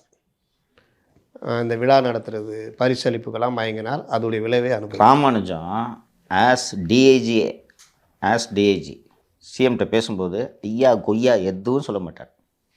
இல்லைங்க அது கவர்மெண்ட் கெட்ட பேர் வருங்க, தான் ஸ்டைல். ராஜசேகர் நாயரும் அப்படி தான். ஆனால் கலைஞர் அவர்கிட்ட மரியாதை எதிர்பார்க்கல, விஷயத்துக்கு வா. இப்போ ஒரு சின்னவர்கிட்ட இப்படி பேசுகிறாருன்னு வச்சுக்கோங்களேன். இல்லைங்க அது சரியாக வர்றதுக்கு என்ன ஐயா சொல்லாமல் பேசுகிறாரு. ஒரு மூத்த அரசியல்வாதி விமானத்தில் சின்னவரை சந்தித்திருக்கிறார். முக்கியமான அரசியல்வாதி, அவர் வயசு தான். Hi Uday, house date, every thing fine, முடிஞ்சிச்சு போய்ட்டு ஓகேன்னு போட்டு பிரிஞ்சு போயிட்டாங்க. என்ன அவன் ஐயாவை ஹாய்ன்றான், பேரை சொல்லி கூப்பிட்றான், உதயன்றான். ஹாய் உதய், கோபம் தெரியுமா? ஓ, அவர் கோபமா இல்லை கூட லகுட பாண்டியல் கோபம்? லகுட பாண்டியல் சொன்னதை இவர் ஆமோதிக்கிறார். ஆமாம் சரி, அதன் விளைவு அவனுக்கு சீட்டு கிடையாது. அது அவர் கட்சி சேர்ந்தவரேவா? கூட்டணி கட்சி சீட்டும் இல்லை. ஐயோ, முடிவாயிடுச்சு. யார் சீட்டே இல்லைன்னு ஒரு சில பேரை சொல்லுங்க. ட்ரை பண்ணிட்டுருக்கேன். சீட்டு இல்லாமல் போட்டோம் அப்போ சொல்லலாம். அந்த அளவுக்கு ஏறிடுச்சு. ஏன்னா இவங்க யாரை பார்க்குறாங்கன்னா அண்ணே அண்ணே அண்ணே அண்ணே அண்ணன்ட்டு வராங்க. இவங்களை மட்டும்தான் பார்க்குறாங்க, அவங்கள மட்டும்தான் அந்த குடும்பமே விரும்புது. நம்ம இந்த கிளாம்பாக்கம் பேருந்து இந்த இதெல்லாம் பேசியிருந்தோம்ல, ஜெயலலிதா பற்றி பேசுகிறோம். ஜெயலலிதா இருந்த ஒரு சிறப்பான விஷயம் சொல்கிறேன்.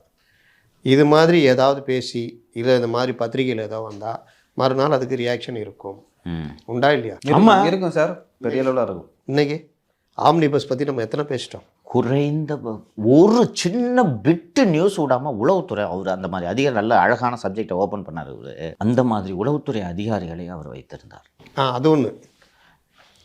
கலைஞர், செல்வி ஜெயலலிதா, ஈவன் எடப்பாடி பழனிசாமிங்க. இதனை இவன் கண் முடிக்கும் இதனால் இவன் முடிக்கும் என்றாய்ந்து தான் நீங்கள் நியமிக்கணும்.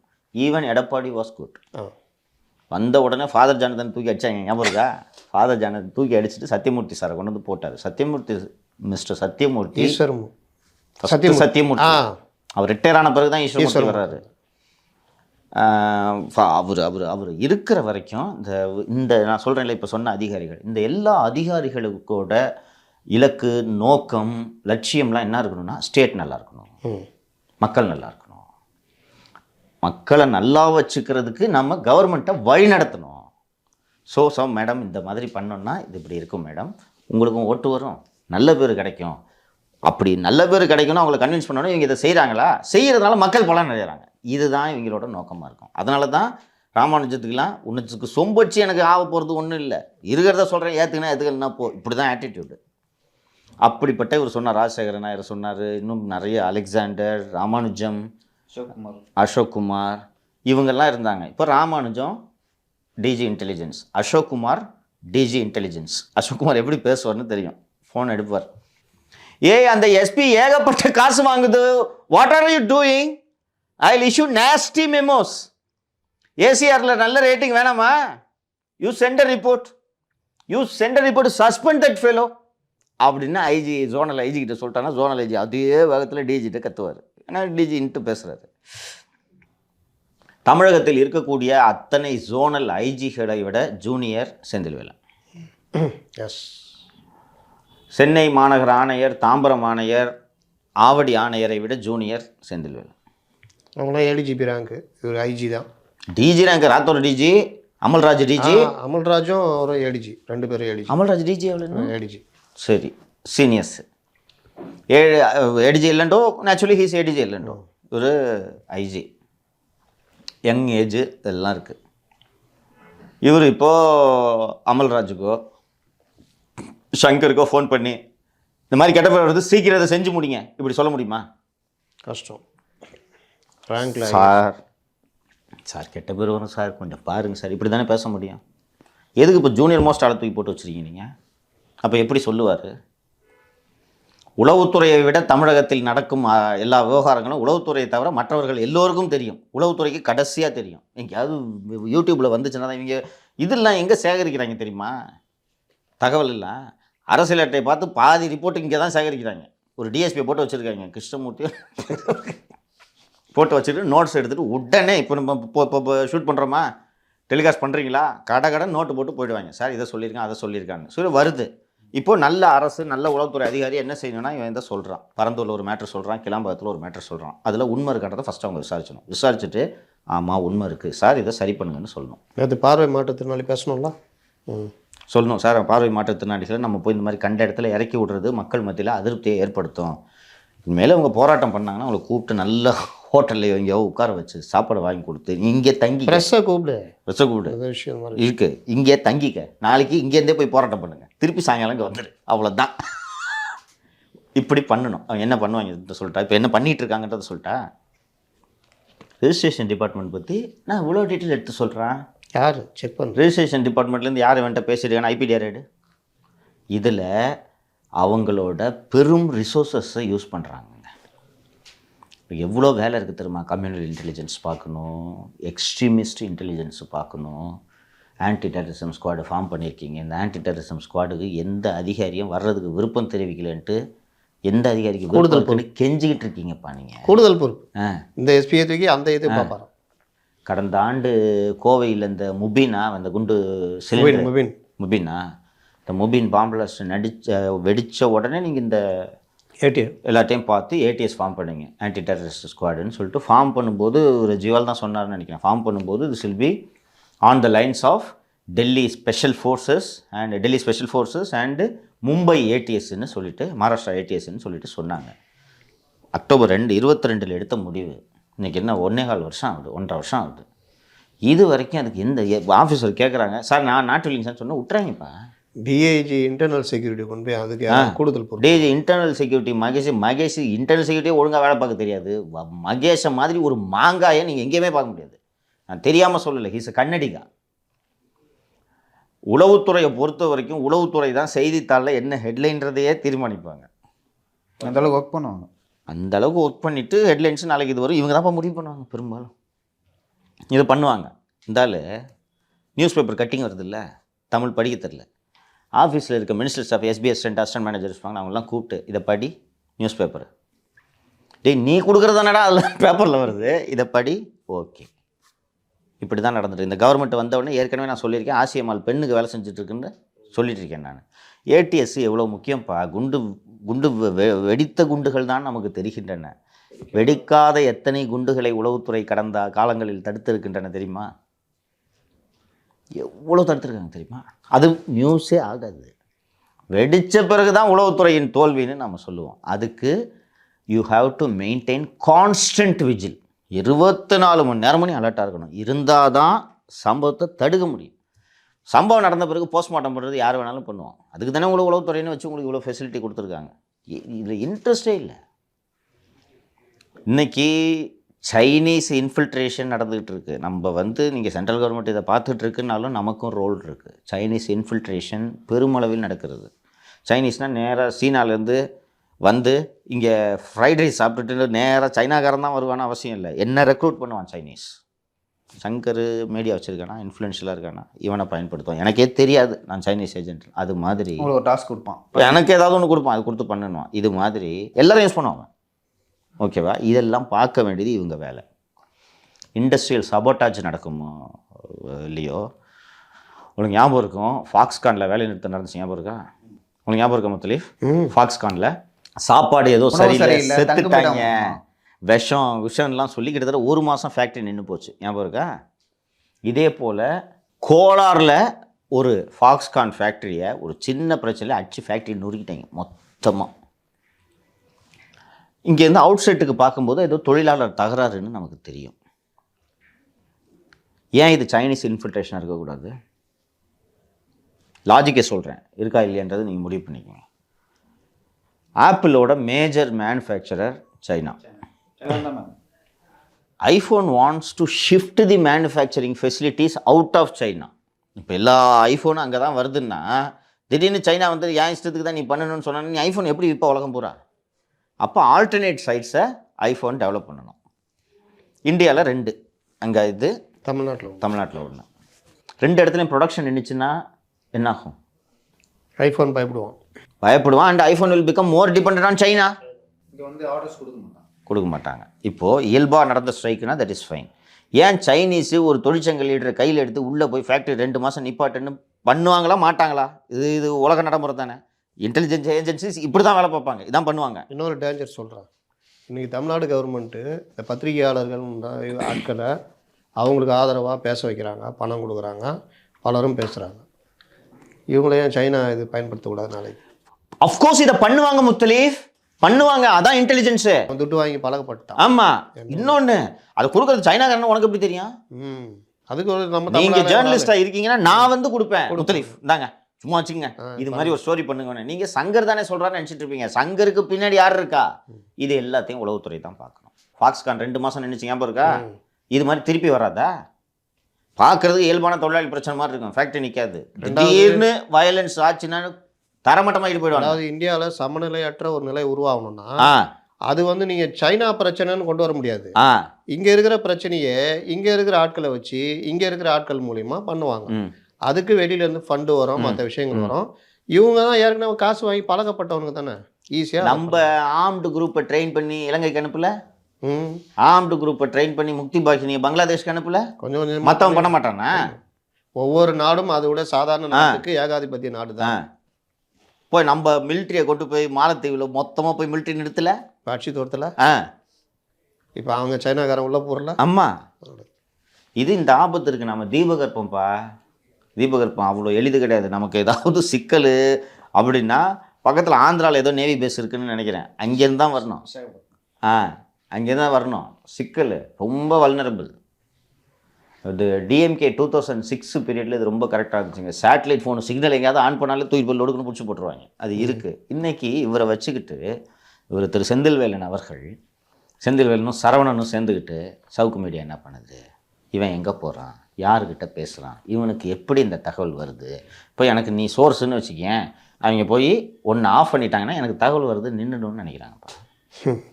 இதில் உங்கள் கவனத்தை, உங்கள் ரிசோர்ஸஸை செலுத்துறீங்களே, இதுக்கு அரசாங்கம் உங்களுக்கு சம்பளம் இவ்வளோ லட்சக்கணக்கில் வாரி வழங்குது. அப்போ மாநிலத்தின் நலனை, மாநில அரசின் நலனை நீங்கள் எப்போது பார்ப்பீர்கள்?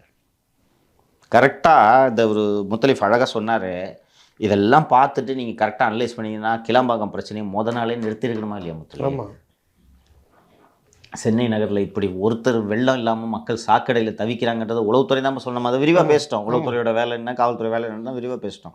இப்படிப்பட்ட உளவுத்துறையாக ஒரு செந்தில் வேலைன்னா மாற்றணும்னு கூட இவர்களுக்கு யாருக்கும் இல்லை. ஏன்னா செந்தில் வேலை நேராக உதயநிதியை பார்க்கும்போது, இவரை பார்க்கும்போது, சார் இவன் தான் சார் உங்களை பற்றி தகவல் கொடுக்குறான். சிஎம் கிட்ட போய், சார் இவர் தான் சார் இப்படி பண்ணுறாரு, அவரை மாற்றினா சரியாகும், இவரை மாற்றினா சரினா, அந்த குடும்பமும் இதைத்தான் விரும்புது. நம்ம ஆட்சி நடத்துகிறோன்றது அந்த குடும்பத்துக்கு கலைஞர் அடிக்கடி சொல்லுவார், இடிப்பார் இல்லாத ஏமாறு. ஆமாம், நம்ம ஆட்சி நடத்துகிறோம், மீண்டும் ஆட்சிக்கு வரணும், மக்களிடம் நற்பெயரை ஈட்ட வேண்டும் என்ற எண்ணம் அந்த குடும்பத்தில் இல்லை. சம்பாத்தியத்துக்கு கேடு வராமல் எப்படி தப்பிப்பது, செந்தில் பாலாஜியை எப்படி வெளியே கொண்டு வருவது, பொன்முடியின் தண்டனையை எப்படி ரத்து செய்வது, ஐபி திங்கக்கிழமை தண்டனை பெறாமல் எப்படி தடுப்பது, ஆனந்த் வெங்கடேஷை எப்படி திட்டுவது, இதில் தான்ப்பா இவங்க நோக்கம். ஒரு அரசுக்கு 2 இது ரொம்ப முக்கியம். ஒன்று உளவுத்துறை, இன்னொன்று ஊடகங்கள். உளவுத்துறை அது சார்பற்று இருக்கிற நிலைமையை அரசுக்கு சொன்னால் அதை ஏற்றுக்கொள்கிற மனப்பக்குவத்தில் ஆட்சியாளர் இருந்தால் அவர்கள் ஆட்சிக்கு பிரச்சனை வராது, நல்லா போகும் கவர்மெண்ட். ஏன்னா உளவுத்துறை கவனிக்க தவறுகிற விஷயத்த ஊடகங்கள் சொல்லும்.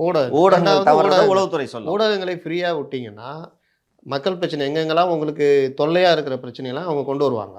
அப்போ அவங்க சொல்கிறத நீங்கள் உடனே நடவடிக்கை எடுத்தீங்கன்னா மக்களும் பிரச்சனை இல்லாமல் இருப்பாங்க, உங்கள் ஆட்சிக்கும் பிரச்சனை இல்லை. இப்போது காய்த்தல் ஒவ்வொருத்தல் இன்றி நமது நிகழ்ச்சிகளை பார்த்தாலே இதில் நம்ம சுட்டி காட்டுற பிரச்சனையை சரி பண்ணணுன்ற நோக்கத்தில் தானே நம்ம சொல்கிறோம். ஆமாம், இப்போ இந்த பிரச்சனை இருக்குது, இதை கூப்பிட்டு சரி பண்ணி இப்போ நீங்கள் பேசிட்டோம்ப்பா, ஆம்னி இப்போ இந்த உரிமையாளர்கள்லாம் கூப்பிட்டு, எதுக்கா கண்டெம்ட்னு போயிட்டீங்க, உட்காரு, என்ன வேணும், இங்கேருந்து ஏற்றின்னு போகணுமா, விடு, இந்த பாரு இன்னும் 2 மாதம் பஸ் ஸ்டாண்ட் முடிச்சோம், அதுக்கப்புறம் போகக்கூடாது, புரியுதா? கோர்ட்டும் சொல்லிச்சு. அவ்வளோதான், புரியுதா? ரைட், முடிஞ்சு போச்சா? ஈகோ. இப்போ இவங்க கண்டெம்ட் நோட்டீஸ் இஷ்யூ பண்ணி திருப்பி கண்டெம்ட் பெட்டிஷன் மூவ் பண்ணி அதுக்கு நீங்கள் திருப்பி அட்வொகேட் ஜெனரலில் கொண்டு போய் அதில் ஒரு ஆர்டர் வந்து அந்த ஆர்டருக்கு எதிராக ஆம்னி பஸ் போய் இல்லைன்னா கவர்மெண்ட்டு சுப்ரீம் கோர்ட்டுக்கு போய் அது வரைக்கும் பயணிகள் கதி என்ன அட்வைஸை கொடுக்கணும் உளவுத்துறை? இருக்கிற திமுக வக்கீலெல்லாம் அனுப்பி விட்டுட்டு கார்பரேட் வக்கீலை தூக்கிட்டு வந்து ஏஜியாக போட்டு வச்சுருக்கீங்க. இப்போ இது பரந்தூர் நோட்டிஃபிகேஷன் வந்திருக்கு பார்த்தீங்களா? ஆமாம், நீங்கள் என்ன வேணால் சொல்லிக்க, என்ன வேணால் பண்ணிக்க தாங்க, நான் எடுப்பேன். இந்த அரகன்ஸ் தெரியுதா, கவர்மெண்ட் அரகன்ஸு.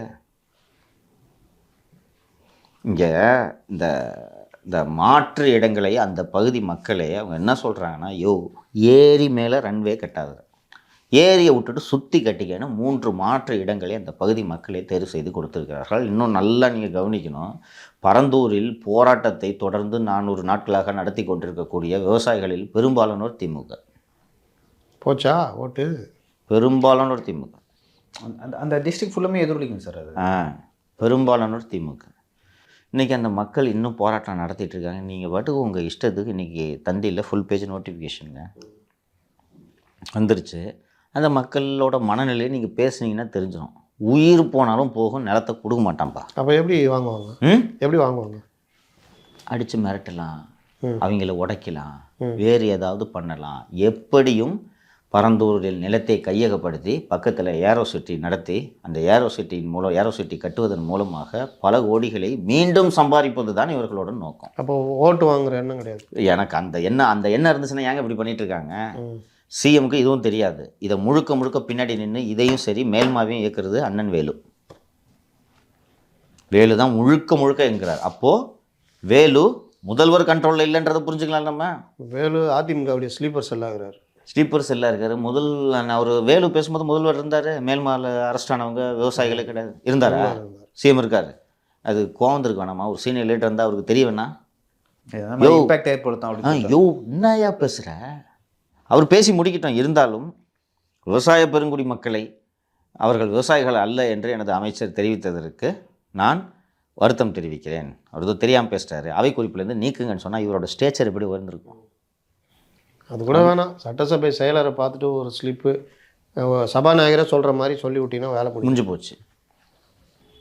இதுதான் நிலைமை. இவங்க இங்கே நான் காலையில் பரந்தூர் மக்களிடம் பேசினேன். சார் என்னன்னாலும் சரி சார், அவங்க எத்தனை அட்வர்டைஸ்மெண்ட் வேணாலும் கொடுக்கட்டும், எத்தனை நோட்டிஃபிகேஷன் வேணாலும் போடட்டும், நாங்கள் நிலத்துலேருந்து 1 இன்ச்சு நிலத்தை நாங்கள் கொடுக்க மாட்டோம் சார். நாங்கள் ஆனால் எங்கள் உயிர் எடுத்துக்கிட்டு எங்களை கொண்டுட்டு அவங்க வந்து அதுக்கு மேலே ஏர்போர்ட் கட்டிக்கிட்டோன்ற தீர்மானத்தில் தான் இருக்காங்க. இது போய் ஸ்டெர்லைட் போல் ரத்த களரியை நோக்கி இது செல்கிறதோ என்ற அச்சம் எனக்கு இருக்குது. அவங்க என்ன சொல்கிறாங்கன்னா ஏர்போர்ட் வேணாம்னு நாங்கள் சொல்ல சார். மாற்று இடம் 3 மாற்று இடம் இருக்குது. இந்த மாற்று இடம் மேப்பு இருக்குது. இந்த 3 மாற்று இடம் இருக்குது. அந்த 3 மாற்று இடத்துல ஏதாவது ஒன்று கட்டிங்கன்னு தான் நான் சொல்கிறோம். இங்கே தான் இருக்கிறோன்னு கண்டினியூஸாக பார்த்தீங்கன்னா ஏரியல் சர்வே பண்ணுறாங்க. இன்றைக்கி நோட்டிஃபிகேஷன் இஷ்யூ பண்ணிட்டாங்க. ஏன் இது கோர்ட்டுக்கு யாரும் போகல? கோர்ட்டுக்கு போயிட்டு மணல் மட்டுக்கு ஸ்டே கிடைச்ச மாதிரி ஏர்போர்ட்டை கட்டுவ எந்த தடையும் இல்லை, மக்கள் போராட்டம் பண்ணால் குண்டாஸில் போடுன்னு கோர்ட்டே நாளைக்கு சொன்னோன்னு வாங்கிட்டு உட்காந்துருக்காத ஜெயிலில். மக்கள் பிரச்சனை மக்கள் மன்றத்தில் தான் தீர்க்கப்பட வேண்டும், நீதிமன்றங்களில் அல்ல. இல்லை மக்கள் உரிமை, அங்கே வாழ்வாதாரம் சம்மந்தப்பட்ட பிரச்சனைங்க. ஒரு ரேஸ் நடத்துறதுக்கு போய் கொள்கை முடிவுன்றாங்க, ஏர்போர்ட்டுக்கு என்னங்க சொல்லுவாங்க? கொள்கை முடிவு அப்படின்னு. அதனால இட்ஸ் நாட் அட்வைசபிள். நீங்கள் தொழிற்சங்கங்கள் நீதிமன்றத்துக்கு போகவே கூடாது. சரி, பிரதமர் வராரு, அவர்கிட்ட கொடுக்க வேண்டியது என்ன? ஏங்க நீங்களே சொல்லலை, இவங்களா இந்த மாதிரி பண்ணுறாங்களே. விரைவில் அதெல்லாம் நடக்கும், வெயிட் பண்ணுங்கள். சொல்கிறீங்கல்ல பிரதமர்கிட்ட கொடுக்கணுன்ட்டு. ஏன் பிரதமர்கிட்ட கொடுத்தா தானே? அண்ணாமலைகிட்ட கொடுத்தா பிரதமர்கிட்ட கொடுத்த மாதிரி தான். அதான் சொல்கிறேன். நடக்கும், பொறுமையாக இருங்க. சரி தான், நீங்கள் தான் மோடி விசிட்டுன்னு ஆரம்பிச்சிங்க. 28ஆம் தேதி எந்தெந்த கூட்டணி கட்சி தலைவர்கள் பிரதமரோடு மேடை ஏறுகிறார்கள்? இதுவரையிலும் அது பாஜகவே தெரியாது அப்படின்னு சொல்லிட்டு நான் நினைக்கிறேன். ஏன்னா கூட்டணி தொடர்பாக எந்த ஒரு அரசியல் கட்சி தலைவரையும் வந்து பேசலை. அந்த சைட்லேருந்து நம்ம அதிமுகவை பற்றி பேசுகிறோம், ஆனால் பாஜக சைட்லேருந்து பேசவே இல்லை. யாத்திரையிலே போயிட்டுருக்கு. அப்படி கூட்டணி இருந்தாலும் பாஜக மற்றும் தேமுதிக தான் வரதா சொன்னாங்க. அந்த தலைவர்களும் சேர்ந்து சந்தித்து பேசுனதா தெரியல, தகவலும் வரல. இல்லை உங்களுக்கு என்ன தகவல் முத்தலீஃபு? பிரதமரோடு யார் தான் மேடையில் ஏறுறது? அதாவது அண்ணாமலை வந்து அவர் ஒரு ரொம்ப ஜூனியர் தலைவர்னு சொல்லுவாங்கள்ல, அவருக்கு வந்து உண்மையிலேயே பல விஷயங்கள் தெரியல, அது தெரிஞ்சுக்கணும். அவரை முன்னிலைப்படுத்துறதுக்காக அந்த யாத்திரை மற்ற விஷயங்கள் உண்மையிலே பிஜேபிக்கு யூஸ் ஆகுது. ஆனால் தேர்தல் நேரத்தில் ஒரு தலைவர், ஒரு மாபெரும் இந்தியாவை ஆளுகின்ற ஒரு கட்சியுடைய மாநில தலைவர் எப்படி செயல்படணும் அப்படின்றதுல அண்ணாமலை ஃபெயிலியர். ஒரு பக்கம் டிஎம்கே பேச்சுவார்த்தை போய்கிட்டு இருக்குது, இன்னொரு பக்கம் ஏடிஎம்கே பேச்சுவார்த்தை போய்கிட்டு இருக்குது. என்டிஏ கூட்டணியில் ஏற்கனவே இருந்தவர்களை தக்க வைப்பதற்கான வேலையை அண்ணாமலை செய்யவில்லை. இப்போ நீங்கள் சொல்கிறத பார்த்தா என்டிஏல இன்னைக்கு எக்ஸிஸ்டிங்காக இருக்க கட்சிகளே சில கட்சிகள் வெளியேற பாசிபிலிட்டி இருக்கு. நம்மகிட்ட ஒரு பேட்டி கொடுத்தாரு, அவர் பேர் அருணாச்சலம். அவரு நாங்கள் இன்னும் கூட்டணி பற்றி முடிவெடுக்கலன்னு தான் சொல்லியிருக்காரு. அப்போ என்டிஏல இருந்த மிகப்பெரிய கட்சியை நீங்கள் வெளியே அனுப்புனீங்க. அண்ணாமலை தான் முதல் காரணம். அவங்க சொன்னது அண்ணாமலை ரொம்ப பேசுகிறாருங்க, அவர் வாயை கொஞ்சம் அடக்கி வைங்க, கூட்டணியில் இருந்துக்கிட்டே இந்த மாதிரிலாம் பேசினா எப்படிங்கன்னாங்க. அதை அவங்க கேட்கல. அடுத்த கட்டமாக அது இன்னும் எக்ஸ்ட்ரீமாக போனார் அண்ணாமலை. அப்புறம் அதிமுக உள் விவகாரத்தில் தலையிட ஆரம்பித்தாங்க. ஒரு கட்டத்தில் சொல்லி கொடுத்தாங்களே அதிமுக எதற்கு தொடங்கப்பட்ட தெரியுமா? அதிமுக தீய சக்தி. ஓகே, லெசன்லாம் எடுத்தாங்க. அதை தாண்டி நீ இவங்களெல்லாம் சேர்த்துக்கணும்னு நிர்பந்தம்லாம் கொடுத்தாங்க. ஒரு கட்டத்தில் அவங்க வந்து அண்ணாமலையை மாற்றுங்க, கூட்டணி பேசலான்னாங்க. லாஸ்ட்டில் நீங்கள் தான் முதல்ல அதை உடச்சிங்க, கூட்டணி கிடையாதுன்னு. அதே நடந்துடுச்சு. அதற்கு பிறகு என்டிஏ தமிழ்நாட்டில் கால் ஊனணும் என்றால் அவங்க வந்து எப்படி பார்க்குறாங்கன்னா, அவங்களுக்கு வேண்டிய சீட்டு நார்த் இந்தியாவில் கிடச்சிரும். இங்கே ஒரு பரீட்சை பண்ணலாம். இங்கே ஆட்சிக்கு வர்ற மாதிரி வெஸ்ட் பெங்கால் மாதிரி ஏதோ ஒரு இது மாதிரி இருந்தால் கொஞ்சம் சீரியஸாக யோசிப்போம். இல்லை, பரீட்சை மட்டும் பண்ணலாம். அண்ணாமலை சொல்கிறாரு 20% வாங்கிடுவோன்றார். சரி ரைட் பண்ணுங்கன்னு அண்ணாமலை கையில் கொடுக்குறாங்க. அப்போ அண்ணாமலை என்ன செய்யணும்? கூட்டணி கட்சி தலைவர்களெல்லாம் நேராக இவரே போய் சந்தித்து அவர்களை நீங்கள் வாங்க, மோடிஜி பிரதமர் ஆவதுக்கு நீங்கள் தான் உதவணும்னு நேரம் 28 பிரதமர் அவர்கள் வரும்போது கூட்டணி கட்சி தலைவர்கள் ஒரு 6-7 பேரை மேடையிலே ஏற்றிருக்கணும். நேரம் சிறிய கட்சி பெரிய கட்சின்றதும் கிடையாது, மேடையிலே ஏற்றி. நீங்கள் புதுசாக ஒன்றும் பண்ண போகிறது இல்லை. ஏற்கனவே இருக்கிற கட்சியை என்ஷூர் பண்ணணும். அதுக்கு நீங்கள் most senior Ramdas, second most Premalatha, அவங்க ஆல்ரெடி இருக்கிறாங்க. இல்லை அவங்களாம் வராங்களா முதல்ல பாஜக? இல்லை, அதான் சொல்ல வரேன். அப்போ அவங்கள பார்த்து மோடி வராரு, நம்ம அதுக்கு முன்னாடி இந்த மாதிரி விஷயங்கள்லாம் பேசி வச்சுருக்கணும். மோடி வராருன்னா பேசி வச்சுருக்கணும். வர்ற அன்னைக்கு நீங்கள் மேடை தான் ஏற்றணும். அது இல்லாமல் சரத்குமார், பாரிவேந்தர், இவர் கிருஷ்ணசாமி, ஜான் பாண்டியன், தேவநாதன், அதெல்லாம் அவங்களாம் ஏற்கனவே இருக்காங்க, அவங்களாம் பிரச்சனை இல்லை. கிருஷ்ணசாமி, அவர் ஜான் பாண்டியன், இது மாதிரி இது இல்லாமல் வேறு எதையாவது பண்ண முடியுமா அப்படின்றத பண்ணணும். இன்னும் கேட்டால் நான் அண்ணாமலை ரொம்ப பிரில்லியண்ட்டாக ஒர்க் பண்ணோன்னா ஏதாவது ஒரு முஸ்லீம் அமைப்பை கூட பிடிச்சி உள்ளே எழுது அரசியல் பெரிய லெவலில் ஒரு இது மற்றவங்கள்ட்ட பேசி பண்ணணும். அது எதுவுமே பண்ணாமல் பிரதமர் வர்றாருன்னு சொல்லிட்டு அதிமுகலேருந்து ரிட்டையர் ஆகி 15 வருஷம் ஆன யாரையாவது தூக்கின்னு போயிட்டு அன்னைக்கு முக்கியமான ஆட்கள் சேருகிறார்கள்னா இது எப்படி பிரதமரை சேர்த்து அதான் நடக்க போதுலாம். இந்த முதியோர் இல்லத்தில் அன்னைக்கு கூட்டு போனாங்களே கண் ஆப்ரேஷன் சொல்லிட்டு கூட்டு போய் ஐயோ ரொம்ப மோசம்யா. எய்ம்ஸ்லையா கண் கட்டு அவுத்து பார்த்தோன்னு பார்த்தா நட்டா நிற்கிறாரு. என்ன இது அப்படின்னா சேர்ந்துட்டீங்க நீங்கள் பிஜேபியில். கேட்ராக்ட் ஆபரேஷன் கூட்டு வந்தாங்கப்பா. ஐயோ ஒஸ்டியா நீ. இல்லை எனக்கு வந்த சில தகவல் என்ன சொல்கிறாங்கன்னா 21 மோடி அவர்கள் வராருல, அப்போ வந்து டிடிவி தினகரன் இருப்பார், ஓபிஎஸ் அவர்களும் இருப்பார். அவங்க 2 பேரும் பிஜேபி கட்சி. நெக்ஸ்ட் சசிகலா அவர்கள் வந்து மேடையில் இருந்தால் இருக்கலாம். Sir no Sasikala. I tell you no Sasikala. அவங்க அரசியலுக்கே வரலங்க. நோ சசிகலா. சசிகலா வரமாட்டாங்கப்பா சார், சொல்லிட்டுப்பா.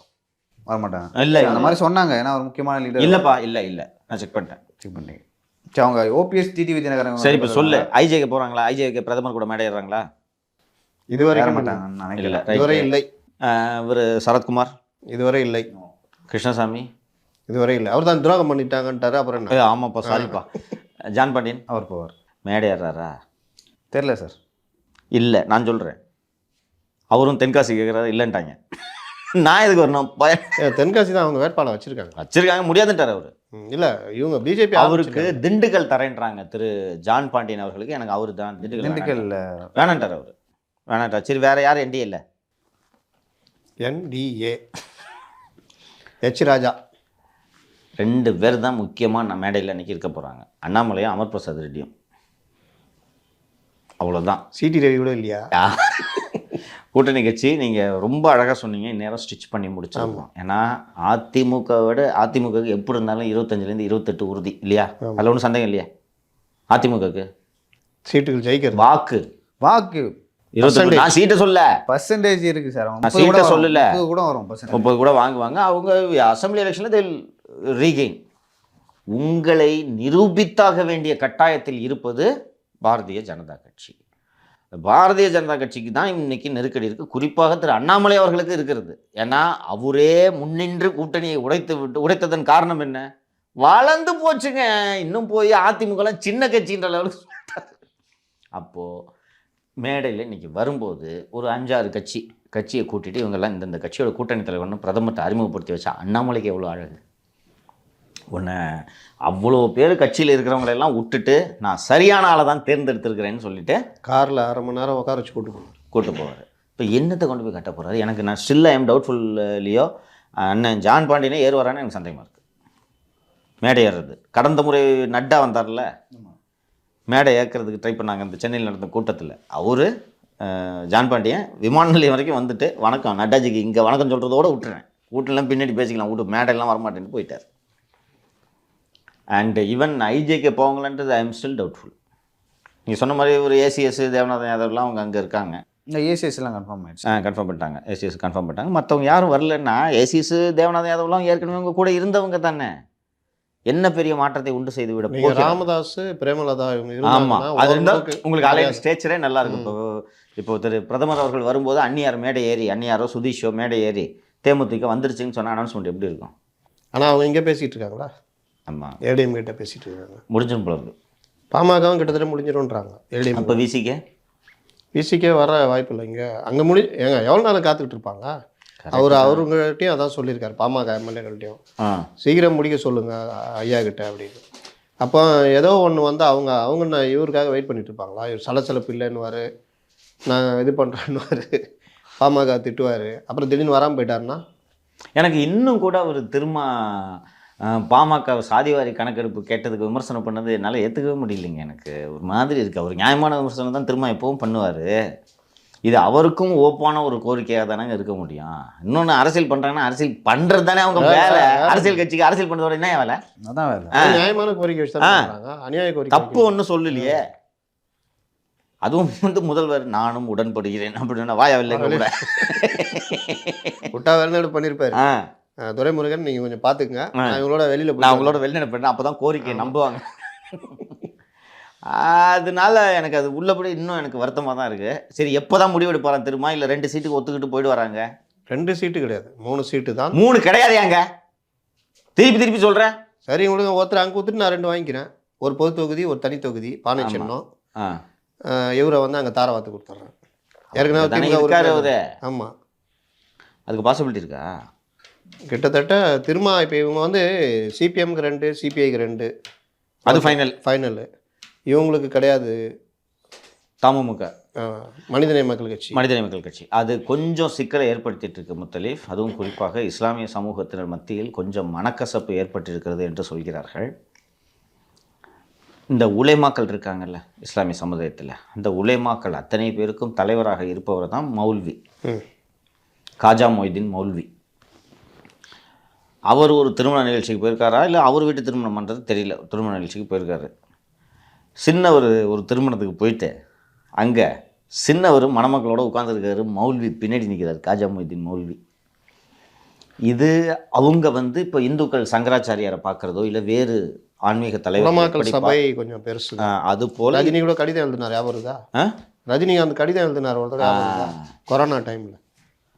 ஸோ அவர்களுக்கு இந்த உலைமான்ற ஒரு உலைமக்களின் தலைவர் மௌல்வின்றவர் ஒரு பெரிய லீடர். அவரை சின்னவருங்க உட்காந்துருக்காரு, அவங்களை பின்னாடி உட்கார வச்சது பெரிய கொதிப்பை ஏற்படுத்தியிருக்கு. இவங்க மந்திரி சபை அமைச்சர் நினச்சிட்டு இப்போ மீண்டும் மூத்த அமைச்சரில் பின்னாடி நிற்க வச்சுட்டு உட்காரு அந்த மாதிரி நினச்சிருப்பாரு.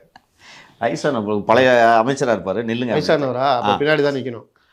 அண்டு இது போக வந்து தமுமுகவுக்கு உதயசூரியன் சின்னத்தில் கூட சீட்டு இல்லைன்னு சொல்லிட்டாங்க. ஓ, இப்போது ப்ரொஃபஸர் லேசாக முறுக்கிற மாதிரி இருந்தார். அவள் தானே சரி பிரச்சாரம் பண்ண அப்துல் சமது ஹஜ் கமிட்டி சேர்மன், ஓகேவா, ரைட், அவனும் முடிச்சிட்டாங்க. குணங்குடி அனீஃபா ஹஜ் கமிட்டி தலைவராக வேண்டும் என்பது அவரது நீண்ட நாள் அவா. மூத்த தலைவர் 13 ஆண்டுகள் சிறையில் இருந்தவர்.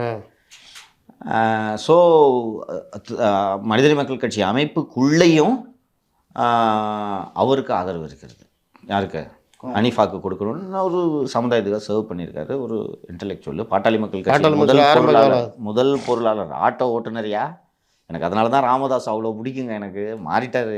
இப்போது யோசிச்சுப்பார், புதிய பெரிய அமைப்பு தொடங்குறாரு, ஒரு ஆட்டோ டிரைவரையா கூட்டின்னு வந்து பாமகவோட முதல் பொருளாளர் குணங்குடி அனிஃபாயா உன்னத லட்சியத்தோடு இருக்கார். நான் ஏற்கனவே சொல்லியிருக்கேன், கால் மார்க்ஸையும் அம்பேத்கரையும் கட்சியோட லெட்டர் ஹெட்டில் வச்சதில் முதல் வந்து இருந்தார். ஓகே, கால ஓட்டத்தில் எல்லாம் மாறிட்டார். ஸோ அதில் அப்துல் சமதை போட்டு கொடுத்து தான் சரியாக போச்சு அப்படின்னு சொல்லிட்டு எப்படியாவது பாய்ங்க ஓட்டை வாங்கி கொடுத்துருங்க அப்படின்ட்டு தான் இப்போதைக்கு பேச்சு. அவங்க எஸ்டிபியை பார்த்து கொஞ்சம் பயப்படுறாங்க தலைவர். கூட்டணி நம்ம இங்கே வச்சுருந்தாலும் மக்கள் எஸ்டிபிஐ பக்கம் சென்று விடுவார்கள். அதான் நான் சொன்னேன், எஸ்டிபிஐ தலைவரில் பார்த்து சீட்டு வாங்கி எல்லாம் பண்ணுங்க, பிரச்சாரன்றது எதிராக ரொம்ப பண்ணாதீங்கன்ற மாதிரி அந்த வகையிலையும் திமுக பேச்சுவார்த்தை நடத்துது அப்படின்னு. அது எஸ்டிபிஐட்ட தான், எஸ்டிபிஐ தான் அது பதில் சொல்லணும். நான் எஸ்டிபிஐ ஒரு ஒரு ஒரு ஒரு உறுதியான ஒரு அமைப்பாக நான் பார்க்கிறேன். நீங்கள் நிச்சயமாக வந்து ஏங்க எடப்பாடியை கூப்பிட்டு இவ்வளோ பெரிய மாநாடு நடத்தி சீட்டு வாங்கிக்கிட்டு போய் திருப்பி வந்து திமுக கேட்டுட்டு இருப்பாங்க. ட்ரை பண்ணுறதுக்கு திமுக உரிமை இருக்குல்ல, ட்ரை பண்ணுவாங்களா? அதாங்க அரசியல், நம்ம தப்பு சொல்லக்கூடாது. 5 மாவட்ட செயலாளர் கையில் வச்சிருக்காருல சேகர் பாபா அண்ணன் வட சென்னையில். அப்புறம் எப்படி வட சென்னையில் ஏடிஎம்கே ஜெயிக்கும்? நம்ம திருப்பி சொல்லிக்கிட்டு இருக்கிறோம்.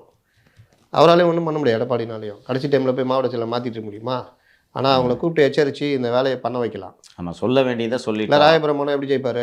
கஷ்டம், கொஞ்சம் வேகமாக இறங்கி. இல்லை எஸ்டிபிஐக்கு மத்திய சென்னை கொடுக்குறாங்க, அவங்க மட்டும் இறங்கி வேலை செஞ்சால் ஜெயிச்சிட முடியுமா? அதிமுக அங்கே இறங்கி வேலை செஞ்சால் நிச்சயமாக சந்தேகம். அதுக்கு அந்த மாவட்ட செயலர் பாலகங்கால வந்து எல்லாரும் ஒர்க் பண்ணணும்.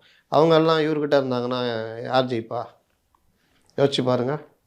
இதுதான் பிரச்சனை. அதாவது திமுக வந்து ஒன்று நேரடியாக மக்களை சந்தித்து ஜெயிக்கிறது ஒரு வகைன்னா இந்த மாதிரி வேலைகளையும் பண்ணுறாங்க. எல்லா கட்சி பண்ணுவாங்கங்க, அது தப்புன்னே நம்ம சொல்ல முடியாது. சொல்ல வேண்டியது நம்ம கடமை, நம்ம கேட்க வேண்டியது அவங்க கடமை. திமுக கூட்டணியில் யாருமே ஃபிக்ஸ் ஆகலையா சார்? இன்னும் திமுக கூட்டணியில் எந்த கூட்டணியுமே ஃபிக்ஸ் ஆகலப்பா, காண்டா இருக்குதுப்பா. ஒருத்தர் கூட அடுத்த மார்ச் ஃபர்ஸ்ட் வீக் தாங்க எல்லாமே ஒரு முடிவு வரும்.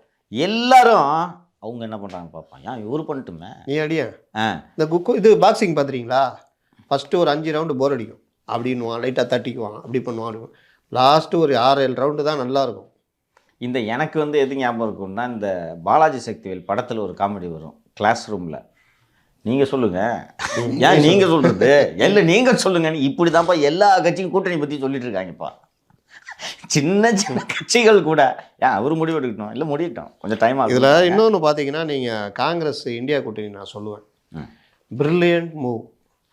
நீங்கள் பார்த்தீங்கன்னா மம்தா வெளியே போன்ட்டாங்க, அகிலேஷ் முடியாதுன்னாரு, ஆம் ஆம் ஆத்மி ஆத்மி கிடையாதுன்னாங்க. இன்னைக்கு மம்தா 5 சீட்டு வரைக்கும் பேசிட்டு இருக்காங்கன்னு நினைக்கிறேன். 5 சீட்டு உறுதியாயிடுச்சு, கொடுத்துட்டாங்க. அகிலேஷ் கிட்டத்தட்ட 17 சீட்டு வரைக்கும் ஓகே. டெல்லி மத்திய பிரதேஷ்ல சமாஜ்வாடி பார்ட்டிக்கு ஒரு சீட்டு. இப்போ தாங்க புத்தி வருது. அந்த புத்தி போனதில் வந்தால் மத்திய பிரதேசில் நீ அந்த வந்துச்சு அந்த கருத்து கணிப்பு அந்த நெக்க வந்திருக்கலாம். இது ஒன்று. டெல்லியில் 3 சீட்டு உறுதியாயிடுச்சு ஆம் ஆத்மி. ஹரியானாலையும் உறுதியாயிடுச்சு. பஞ்சாப்ல காங்கிரஸ் கேண்டிடேட் போடல, ஆமாம், அதுக்கு பதிலாக மற்ற இடத்துல சீட் ஷேரிங். இல்லை பஞ்சாப்ல வந்து 2 பேரும் வந்து நிற்கிறாங்க. கேண்டிடேட் காங்கிரஸ் கேண்டிடேட் போடலன்ற மாதிரி நான் இல்லை பார்த்தேன். 13 எப்படி விட்டு எப்படி சார் விட்டுருவாங்க? ஒரு 4-5 அங்கே வந்து இருப்பாங்க, actually காங்கிரஸ் மீதி லீட்ல இருக்காங்க. வர கருத்து கணிப்புலாம் காங்கிரஸ் கடந்த lead ஆட்சிங்க மாதிரி அவங்களது. இப்போ இவங்க ஆட்சிக்கு வந்திருக்காங்க, போன ஆட்சி அவங்களது. அதனால 13ன்றதை எப்படி பிரிச்சுக்காங்கன்னு தெரியாது. அப்போ இந்த எல்லா இடத்துலையுமே காங்கிரஸ் கிட்டத்தட்ட செட்ரேட் பண்ணிட்டாங்க, இவால்வ் ஆயிட்டு இருக்கு. இவால்வ் ஆகிட்டு இருக்குது. அவங்களுக்கும் தெரியுது இவங்கள வீழ்த்தணும்னா நம்ம இந்த ஒர்க்கை பண்ணணும்னு. பீகார் ஆல்ரெடி தேஜஸ்வி யாதவ் அண்ட் தேஜஸ்வி தான் இன்றைக்கி டாப்பில் அங்கே இருக்கிறாப்புல பீகாரில். சட்டசபை பேச்செல்லாம் பார்க்கலாம். இளம் தலைவராக ஏதோ ஜன் விஸ்வாஸ் யாத்ராவோ ஏதோ ஒரு யாத்ரா நடத்துறாரு. பீகார் முழுவதும் சுற்றுப்பயணம் வரும். அங்கே காங்கிரஸும் பிஜேபி இது அவங்களும் தேஜஸ்வி பார்ட்டியும் சேர்ந்து நின்றுச்சுன்னா இவங்களுக்கு ரொம்ப கெட்ட பேர் வாங்கியிருக்காராம் இவர் நிதிஷ். அப்படியா? கிட்டத்தட்ட பயங்கர கெட்ட பேராம். எத்தனை டைம் தான் ஜம்ப் அடிப்பீங்க? அதோட இந்த தடவை முடிச்சு விட்டுலான்ற முடிவில் Fair இருக்காரு. enough. முடிச்சு விட்டா பிஜேபியை முடிச்சு விட்டுரும். அதோட அரசியல் துறவரம் போக வேண்டியதான். ஏன்னா இந்த மாதிரி ஆட்கள் அப்படிதான் இல்ல போகணும். பண்ணு, that is fair. சந்திரசேகர் போனார், ஞாபகம் இது இருக்கா? விட்டீங்க, மகாவிகாஸ் அங்காடி கூட்டணி முடிஞ்சிருச்சு மகாராஷ்டிரா. அதுவும் இதாகிடுச்சு. முடிச்சு. கொலை வெறியில வேற இவர் இருக்காரு, உத்தவ் தாக்கரே. உத்தவ் தாக்கரே. சரத் பவார். அதனால நீங்க ஷிண்டேக்களுக்கு வாழ்வு இருக்குமா இல்லையான்றது இந்த தடவை தெரிஞ்சிடும். இது ஒன்று. இங்கே இது எல்லாத்தோட வச்சு பார்த்தீங்கன்னா தமிழ்நாட்டில் காங்கிரஸ் இப்படி நிற்குமா இப்படி நிற்குமா? இல்லை முத்தலீஃப், மற்ற இடத்துல எல்லாம் நம்ம கொஞ்சம் ஃப்ளெக்சிபிளாக இருந்துட்டு சீட்டு எண்ணிக்கையை குறைத்து கொண்டதால் தான் நாம் இன்னைக்கு அலையன்ஸு செட் ஆகிருக்கு. ஸோ இவங்க சொல்கிற 6 வாங்கி ஓட்டுற முடிவு எடுத்தா மற்ற இடத்துல நீங்கள் வெளியில் தோர்த்துன மம்தா கூப்பிட்டு 5 சீட்டு கொடுக்குறாங்க. அகிலேஷ் அதை முடியாதுன்னு சொன்ன ஒரு 17 சீட்டு கொடுத்துட்டு யாத்திரையில் கலந்துக்கிறாரு. இது எப்படி காங்கிரஸுக்கு பின்னடைவு? இல்லை பின்னடைவுன்னு சொல்லல. அதை தாண்டி தமிழ்நாட்டில் ஏற்கனவே 10 கொடுத்தாங்க சார், 9 வின் பண்ணிடுறாங்க. நீங்கள் யாருக்கு ஏன் குறையணும்னு கேட்குறேன். அது எப்படி இவர் குறையுது? தான் காலையில் பேசிட்டு இருக்கும்போது சொன்னார் 14, 12 இல்லைன்னா கடந்த முறை கொடுத்த 10, இதுக்கு கம்மியாக எதுவும் செட்டில் ஆகாதுன்னு இவர் சொல்கிறார். எனக்கு நம்பிக்கை இல்லை. எனக்கு செல்வத்தை அஜயகுமார் அங்கே தான் அதானே போய் எனக்கு செல்வத்தை போட்டதுலேருந்து எனக்கு நம்பிக்கை இல்லை. நான் ஃப்ராங்காக சொல்கிறேன், சந்தேகத்தை சொல்லுவேன். எடப்பாடிக்கு நம்பிக்கை இல்லை, அவரே பேக். அதுக்கு பிறகுதான்ப்பா சொன்னார். எடப்பாடி பேக் அடிக்கல, ஒரு எச்சரிக்கை. தேசிய கட்சிகளோட தேசிய எனக்கு- நாளைய கூட்டணி வந்து எனக்கு ஆமாங்க பார்த்தாங்க, ஆனால் பாஜகவை வீழ்த்த வேண்டும் என்ற ஒரே லட்சியத்துக்காக நாங்கள் காங்கிரஸோடு இணைக்கிறோம்னா அது பண்ணிக்குவாங்க. பட் எனக்கு நம்பிக்கை இல்லை முத்தலீஃப். நீங்கள் சொல்கிறது லாஜிக் இஸ் வெரி ரைட், அதில் ஒன்றும் சந்தேகம் இல்லை. ஏன்னா இன்னைக்கு எல்லா இடத்துலையும் இது முடிச்சிட்டோம். இங்கே உங்களுக்கு நாங்கள் தேவை, எங்களுக்கு நீங்கள் தேவை. அதனால போன வாட்டி கொடுத்தது அதே மாதிரி கொடுங்கன்ட்டு கேட்கலாம். ஆனால் எனக்கு செல்வத்தை போட்டதே நம்பர் ரெடியூஸ் பண்ணுறது அதெல்லாம் ஓகே. அஜயகுமார் வந்து சிஎம் பார்த்தப்போ 10 சீட்டு கேட்டிருக்காரு. அந்த 10 நீங்கள் கொடுக்கணும்னு சொல்லியிருக்காங்க அப்படின்னு இருக்காரு. நீங்கள் அவங்கள்ட்ட பேசுங்க. This is all okay Muthalif. என்ன முடிவு எடுப்பாங்க? இல்லை இவங்க 6ல் தான் நிற்கிறாங்க, நான் அது சும்மா ஆர்கியூ பண்ணலாம். 6 தான்ப்பா, இல்லை 7பா, அது மாதிரி கிடையாது பாப்பா அப்படின்றாங்கப்பா. நீங்கள் இப்போ இவ்வளோ நேரம் காங்கிரஸோட ஸ்டாண்டை பற்றி பேசணும். என்ன பண்ணுவாங்கன்னு நினைக்கிறீங்க நீங்கள்? 6 தானே எப்போவும் முடிக்கிட்டு இருக்குமே. ஆமாம் முடிஞ்சிருக்கோம். அதான் என்ன பண்ணுவாங்க? ஏன் சரி, இப்போ 6 முடியல, ரைட்டு, லாஸ்ட் ஆப்ஷன். அவங்க கடைசி வரைக்கும் 7ல் நிற்கிறாங்க. என்ன பண்ணுவீங்க? காங்கிரஸ் என்ன பண்ணும்? அந்த பக்கம் அது தான் பாசிபிலிட்டி இருக்குன்னு நீங்கள் நம்புறீங்களா? இருக்குது, பேசிக்கிட்டு இருப்பாங்க. அவங்கள குழப்பறது கூட எடப்பாடி சொல்லியிருக்கலாம், தேசிய கட்சி கூட கூட்டணி இல்லை. பாசிபிள். இல்லைனா இந்த ஸ்டேட்மெண்ட் சொல்லிட்டு பாரு, திமுக கூட்டிலேருந்து எந்தெந்த கட்சிகள்லாம் வருது பாருங்க, வெளியேறும் நிறைய கட்சிகள் சொல்கிறேன். முதல்ல சொல்ல மாட்டாங்க, நெகோசியேஷன் எதுவுமே பேச எனக்கு மாட்டாங்க. நானும் நீங்கள் சொல்கிறதுல உடன்பாடு தானே. நானே நம்ம சொல்லே பேசியிருக்கேன். எங்கள் காங்கிரஸும் இந்த பக்கத்து வர்றதுக்கு வாய்ப்பு இருக்குது. அதிமுகவை இந்தியா கூட்டணியில் சேர்க்கறதுக்கும் பாசிபிலிட்டி இருக்குன்னு சொன்னேன். திரு செல்வ பிறந்தை அவர்களை டிஎன்சிசி பிரசிடெண்ட்டாக நியமிச்சோன்னா அதுக்கு பின்னாடி என்ன நடந்துச்சுன்னு நமக்கு தெரியும். அது காங்கிரஸ் டிஎம்கே நெகோசியேஷனை செல்வ பெருந்தகை நியமித்த அந்த மொதல் கூட்டத்தில் எத்தனை காங்கிரஸ் தலைவர்கள் கலந்துக்கிட்டாங்க? நம்பர்ஸ் ரொம்ப குறை. யாருமே இல்லை. இவர் உட்காந்துருக்காரு, அந்த இவர் பையன் நினைக்கிறேன், அவர் இந்த விஷ்ணு பிரசாத்னு நினைக்கிறேன், விஷ்ணு பிரசாத் அவர் உட்காந்தாரு. தங்கபாலு உட்காந்தாரு. தங்கபாலு நீ காங்கிரஸில் இருக்காரா இல்லையானு தெரியாது. தங்கபாலு ரிட்டையர் ஆகி பல வருஷம் ஆச்சு. என்னை குலாம் நபி ஆசாத் போனாரோ அன்னையோட அவருக்கு மரியாதை போச்சு. வேறு யார் இருக்கா? அஜய்குமார் உட்காந்துருக்காரு, செல்வ பெருந்தை உட்காந்துருக்காரு. அவங்க ஆட்கள் நிற்கிறாங்க.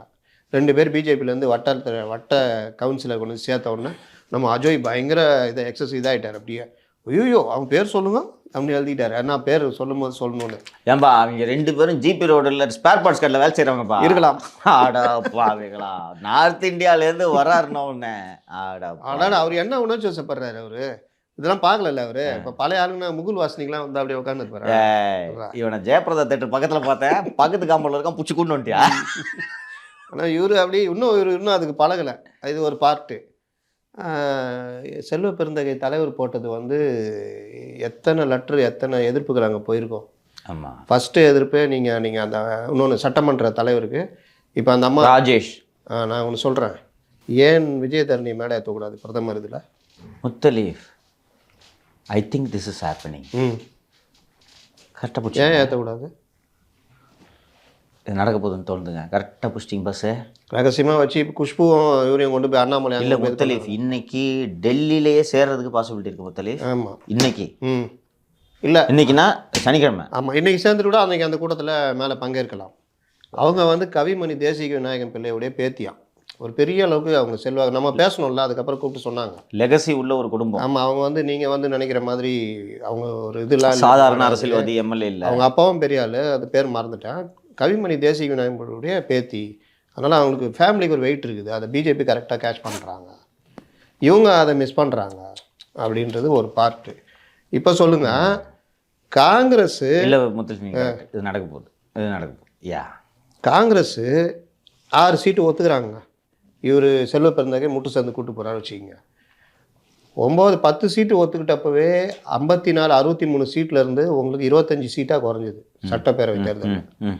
நாளைக்கு திமுக என்ன சொல்லணும்னா 2016 மாதிரி திருமாவளவனை கூப்பிட்டு ஸ்டாலின் சொன்ன மாதிரி, உதயநிதி ஸ்டாலின் நீங்கள் வெளியே போங்க, நாங்கள் 200 சீட் நிற்க போகிறோம், 34 சீட்டில் நாங்கள் வந்து எவ்வளோ பேர் என்ன கொடுக்க முடியும், உங்களுக்கு 12 சீட்டு தரோம் காங்கிரஸுக்கு அப்படின்னு சொன்னால் என்ன பண்ணுவீங்க?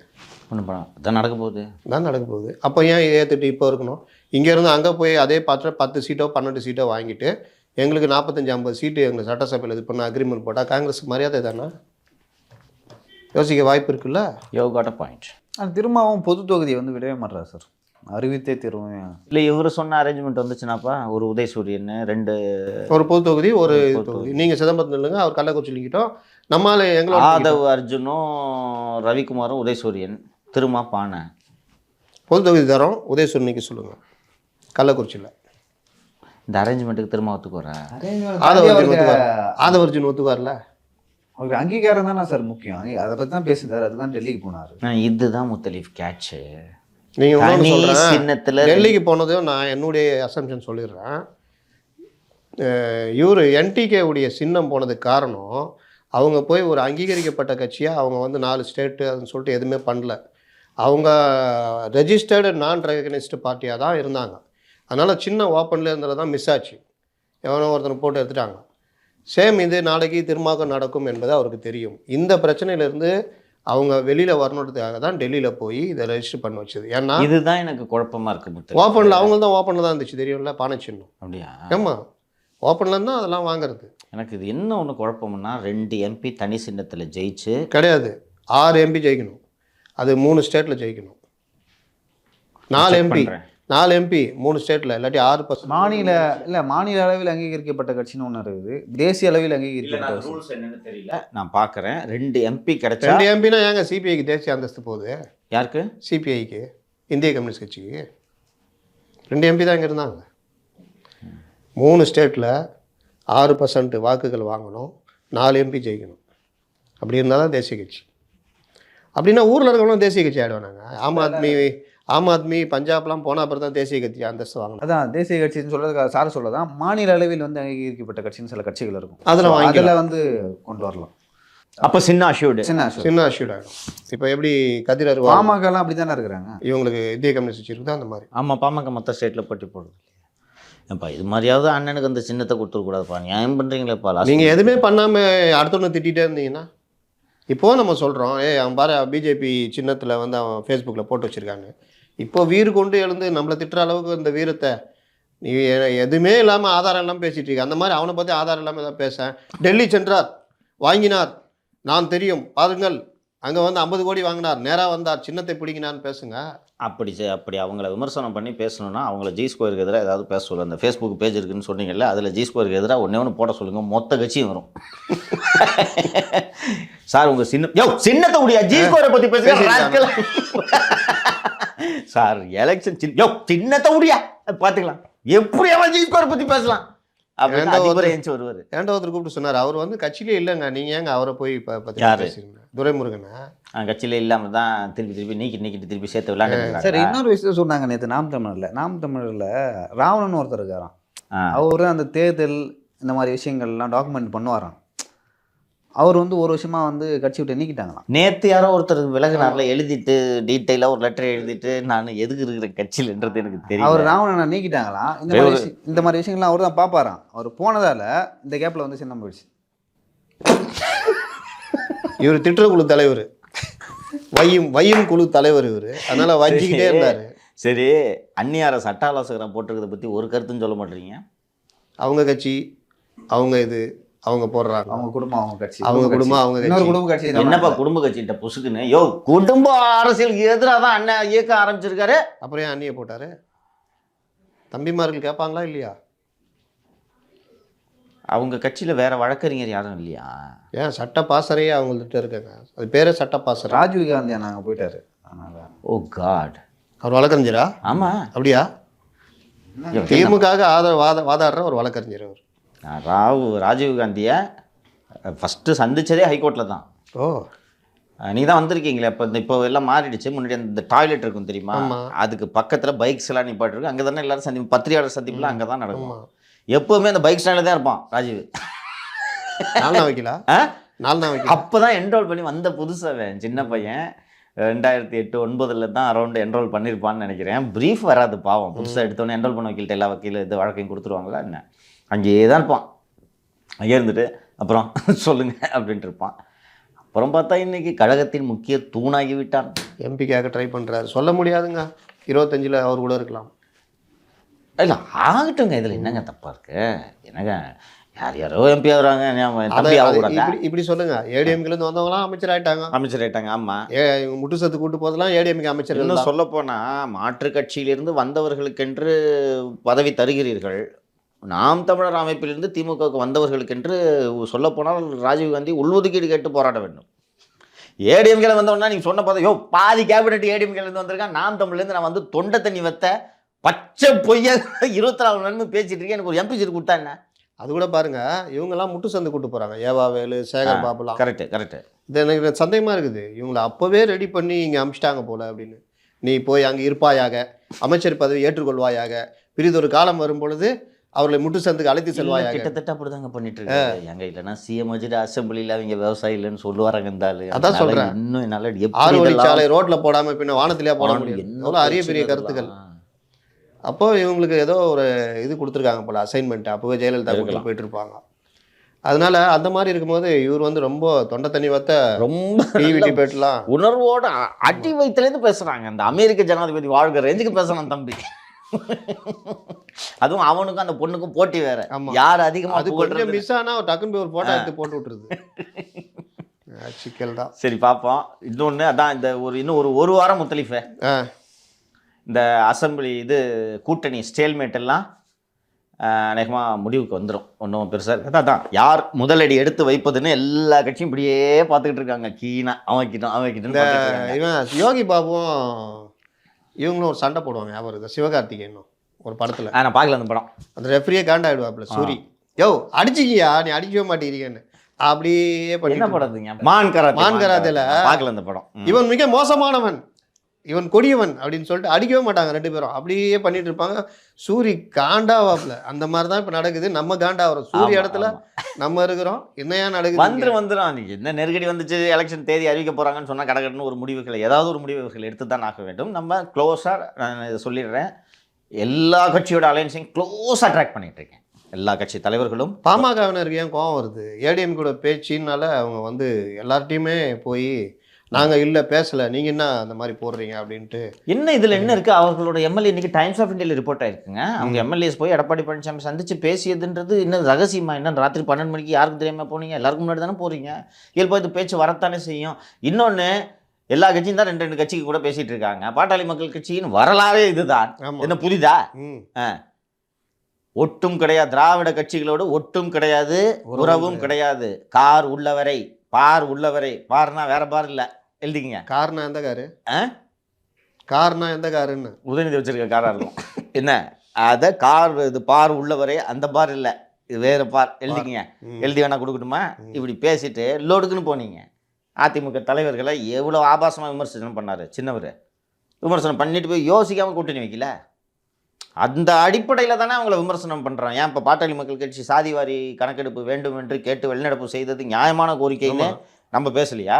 திரும்ப தான் தப்பு பண்ணுறாங்க, நம்ம பேசலையா? சரியாக பண்ணிங்கன்னா சரியாக பேச போகிறோம், தப்பு பண்ணிங்கன்னா விமர்சனம் செய்ய போகிறோம். அதை பக்குவத்தோடு எடுத்துக்கிறது ஒரு அரசியல் கட்சிக்கு அழகு. அவங்க அதுக்கு வரல, அதை அவங்க பெருசாக பேசலை. கூட்டணி பற்றி நாங்கள் பேசுறதெல்லாம் எதுக்கு போய் நீங்கள் பேசிகிட்டு இருக்கிறீங்க? எங்க நம்ம வேலைங்க அது. என்னங்க அதனங்க நம்ம வேலை ரிப்போர்ட் போட்டுறது.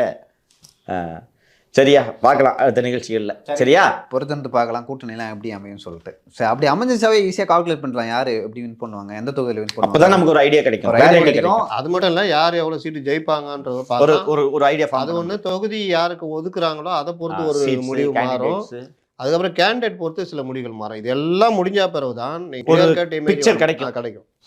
சரிங்க சார், ரொம்ப நன்றி. தேங்க்யூப்பா.